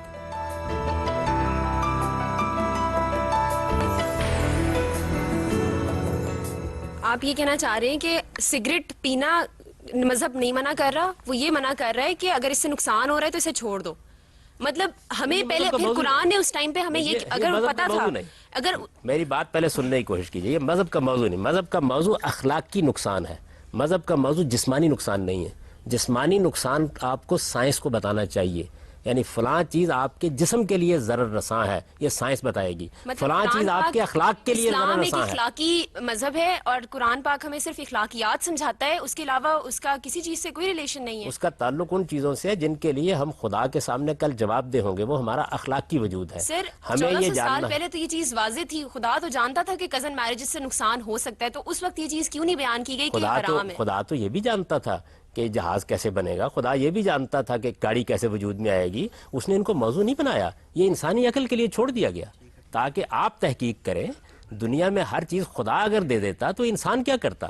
انسان کا کام ہے وہ تحقیق کرے, زمین کے خزانوں کو دریافت کرے. بے شمار بیماریاں جن سے ہم پہلے واقف نہیں تھے آج واقف ہو گئے ہیں, ان کے علاج کے طریقے ہم آج سے 50 سال پہلے نہیں جانتے تھے, آج جانتے ہیں. یہ ساری ترقی ہے. تو کہ خدا تو جانتا تھا یہ ساری باتیں, پھر انہیں چاہیے تھا کہ وہ کینسر کا علاج بھی بتا دیتے قرآن مجید میں, وہ آپ کو یہ بھی بتا دیتے کہ ہیپاٹائٹس کیسے ہوگا, اس کی قسمیں کون کون سی ہوں گی.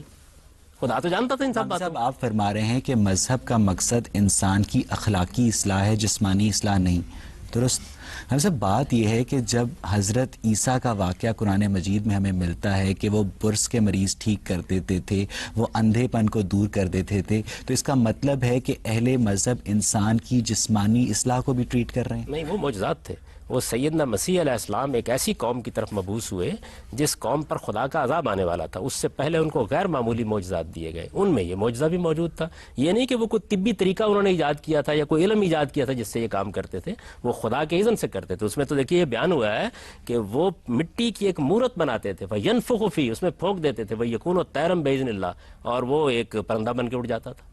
تو یہ ایک غیر معمولی معجزات کا بیان ہے, پیغمبر کی صداقت کے دلائل بیان ہو رہے ہیں, اس میں کوئی طبی مسئلہ نہیں دے رہے بحث. صاحب آج آپ ایک 5 سال کے بچے کو بتائیں کہ تم ایک مٹی کا پتلا بناؤ اور اس میں پھونک مارو تو وہ اڑنے لگے گا, تو شاید وہ آپ کی بات تسلیم کرنے سے انکار کرتے, کیونکہ اس کی پرورش جس ماحول میں ہوئی ہے, جس سائنسی ماحول میں ہوئی ہے, اس کا علم اس بچے کا علم اس بات کی نفی کرتا ہے. اچھا, اگر آپ 200 سال پہلے کسی بچے کو یہی بات کہیں تو وہ شاید اس بات کو تسلیم کر لے کہ کیوں اس نے بہت ساری ایسی دیومالائی داستانیں سنی ہوں گی. تو صاحب آپ کو نہیں لگتا کہ مذہب اور سائنس کی میوچل کمپیٹیبلٹی کسی صورت میں ممکن نہیں؟ اگر میں 200 سال کے کسی آدمی کو اٹھا کر یہ بتاؤں کہ اس وقت ہم یہاں بیٹھے ہوئے ہیں اور ہماری یہ گفتگو امریکہ میں بھی سنی جائے گی, وہ باور کر لے گا. یہ جو معجزہ اب ہو گیا ہے 200 سال بعد, یہ ذرا 200 سال پہلے کے آدمی کو بتائیے. یہ تو آپ کی سائنس نے کر ڈالا ہے. لیکن میں نے 200 سال پہلے کا ذکر کیا کہ آپ اس بچے کو بتائیں کہ ایک مٹی کا پتلا پھونک مارنے پہ اڑنے لگا. آپ جو بات کر رہے ہیں وہ آپ 200 سال آگے کی بات کر رہے ہیں. میں جو بات کر رہا ہوں میں 1800 سال پیچھے لے کے جا رہا ہوں, جو حضرت مسیح کا زمانہ تھا. 1800 سال کے بعد, یعنی بھی وہ بچہ تسلیم نہیں کر رہا اس کو. میں تو یہ عرض کر رہا ہوں کہ 1800 سال پیچھے لے جائیے اور ذرا موجودہ سائنسی حقائق تسلیم کروا کے دکھا دیجئے مجھے. یہ تو انسان کی کمزوری ہے کہ وہ بعض اوقات اپنے حاضر علم میں گرفتار ہو جاتا ہے. اس بچے کو میں بتاؤں گا کہ پہلے تو مجھ سے وہ دلائل مانگو جو خدا کے وجود کو بتاتے ہیں. یہ میں تمہیں بتاؤں گا قرآن خدا کی کتاب ہے, اس کے دلائل یہ ہیں, علمی اور عقلی طور پر یہ مانو. اس کے بعد جب یہ مانتے ہو کہ خدا اس کائنات کا خالق ہے تو یہ در حقیقت اس کا اعجاز ہے جو آگے چلتے ہیں. سورہ نمل میں حضرت سلیمان کی چیونٹیوں سے گفتگو کا ذکر ملتا ہے. حضرت ہارورڈ یونیورسٹی کے پروفیسر ایڈورڈ ولسن نے تحقیق کر کے بتایا ہے کہ جو چیونٹیاں ہوتی ہیں وہ آواز کے ذریعے نہیں بلکہ اسمیل یعنی خوشبو کے ذریعے کمیونیکیٹ کرتی ہیں. تو ہم صاحب پھر کیا ہم اس قرآنی واقعے کو میٹافور سمجھنے میں حق بجانے پہ نہیں؟ تو قرآن مجید نے کہاں یہ کہا کہ وہ آواز کے ذریعے سے بات کرتی تھی. قرآن نے تو صرف یہ بتایا ہے کہ سیدنا سلیمان نے ان کی بات سمجھ لی. کیسے سمجھ لی یہ تو اللہ تعالیٰ نے ہم سب سمجھ لی نہیں ہے, سن لی ہے, گفتگو کی, یہ بھی آیا ہے. نہیں یہ ہے کہ انہوں نے یہ چیونٹیوں نے کہا, چیونٹیوں کی سالار نے حضرت سلیمان سے گفتگو کی. بیان تو ایسے ہی کیا جائے گا نا, یعنی اس میں یہ کہا ہے کہ کون سا میڈیم تھا جو اختیار کیا گیا. قرآن مجید تو یہ کہتا ہے کہ ہم نے اپنے پیغمبر کو یہ صلاحیت دی تھی کہ وہ پرندوں کی بولی بھی سمجھ لیتے تھے. اب وہ کیسے سمجھتے تھے اس کو تو قرآن نہیں بیان کر رہا. اس میں کیا چیز ہے جس میں استباد ہے؟ حیرت ہوتی ہے اس بات کے اوپر کہ آج آپ سائنس کے بے شمار اکتشافات ہیں, وہ جا کے کسی دیہاتی کو بتائیے, وہ آپ سے یہ کہے گا تم لوگ کیا باتیں کر رہے ہو, کہاں پہنچ گیا چاند پر انسان. تو آپ ہنس دیتے ہیں اس کے اوپر. میں یہ کہتا ہوں جس وقت حقائق کھلیں گے اور خدا کی طاقت سامنے آئے گی تو اسی طریقے سے موجودہ انسان کی حماقت پر لوگ ہنس رہے ہوں گے. یہ دیکھو کن چیزوں میں پھنسا ہوا ہے. ذات خداوندی کو، یعنی جس نے یہ کائنات بنا دی، جس کے اندر اس نے وہ قوانین رکھ دیے. یعنی انسان اپنے موجودہ علم سے آسمانی صحائف میں موجود ہر بات کو سمجھ نہیں سکتا. نہیں سمجھ سکتا، بالکل سمجھ سکتا، بشرطے کہ وہ اپنے مشاہدے کا اسیر ہو کر نہ رہ جائے، وہ عقل سے کام لے، ان بنیادی مقدمات کو مانے. پہلے ذات خداوندی پر بات کی جائے گی، اس کی کرونری ہے. آپ کرونری پر بات کرنا شروع کر دیتے ہیں. اب بات یہ ہے کہ 1620 عیسوی میں ایک مشہور انگریزی فلسفر تھے فرانسس بیکن، انہوں نے قرار دیا تھا کہ علم کی بنیاد الہامی نہیں تجرباتی ہے. حضرت اگر ہم ان کی بات کو تسلیم کر لیں تو کیا آسمانی صحائف میں موجود جو علم ہے جس کی بنیاد تجرباتی نہیں الہامی ہے، کیا اس کو ہم علم مان سکتے ہیں؟ کیوں نہیں مان سکتے؟ یہ ان کی غلطی تھی کہ انہوں نے علم کو ایک دائرے میں محدود کیا. علم کی بے شمار بنیادیں ہیں. علم وہ بھی ہے کہ جو میری عقل اخذ کرتی ہے، علم وہ بھی ہے جو تاریخ سے مجھے حاصل ہوتا ہے، علم وہ بھی ہے جو میرا وجدان مجھے بتاتا ہے، علم وہ بھی ہے جو خدا کے پیغمبروں کے ذریعے سے ملا ہے. اس علم کے بھی عقلی دلائل ہیں. یہ بات کہ تجربے اور مشاہدے سے ملنے والا علم حقیقی ہے، یہ بات اب دنیا میں کون مانتا ہے؟ یہ تو بڑی پرانی ہو گئی یہ بات. دنیا کے اندر علوم کے بے شمار ذرائع ہمارے سامنے آ گئے. تجربہ مشاہدہ کیا چیز ہے آپ کا؟ اب تو آپ یہ جانتے ہیں کہ آپ کی آنکھ جس چیز کو دیکھ رہی ہوتی ہے وہ اپنی جگہ چھوڑ چکی ہوتی ہے. اب تو آپ یہ جانتے ہیں کہ جس کو آپ مادہ کہہ رہے ہوتے ہیں وہ حقیقت میں کچھ بھی نہیں، اس کی کوئی حقیقت نہیں ہے. تو دنیا کے اندر علم بڑھتا رہتا ہے. یہ انسان کی بدقسمتی ہے کہ وہ اپنے زمانے کے علم میں اسیر ہوتا ہے اور اس کی بنیاد پر بڑی بڑی حقیقتوں پر گفتگو. ناظرین، مذہب کا بنیادی مقصد انسان کے اخلاقی کردار کو پاکیزگی سے متعارف کروانا ہے، جبکہ سائنس انسان کے اس مادی وجود کی فلاح کو اپنا مقصد سمجھتی ہے جو مظاہر فطرت کی منطقی توجیہ کرنے کے بعد زندگی میں جمالیاتی اظہار کی جستجو کر سکے. جیسا کہ آج کی گفتگو کے بعد سامنے آیا کہ کچھ ایسے معاملات ضرور ہیں جن پر مذہب اور سائنس یکساں موقف نہیں رکھتے، مگر چونکہ بنی نوع انسان کے علم کا سفر ابھی جاری ہے، لہٰذا امید کی جانی چاہیے کہ مذہب اور سائنس کے ان اختلافات کا ایسا کوئی مدلل حل تلاش کر لیا جائے گا جو انسانوں کے اجتماعی شعور کو مطمئن کر سکے. اور تب تک ان اختلافات کو معاشرتی انارکی کی بجائے علمی ترقی کی بنیاد بنانا ہی وہ چیلنج ہے جس سے احسن طریقے سے عہدہ برا ہونے کے لیے معاشرے کے ہر طبقہ فکر کو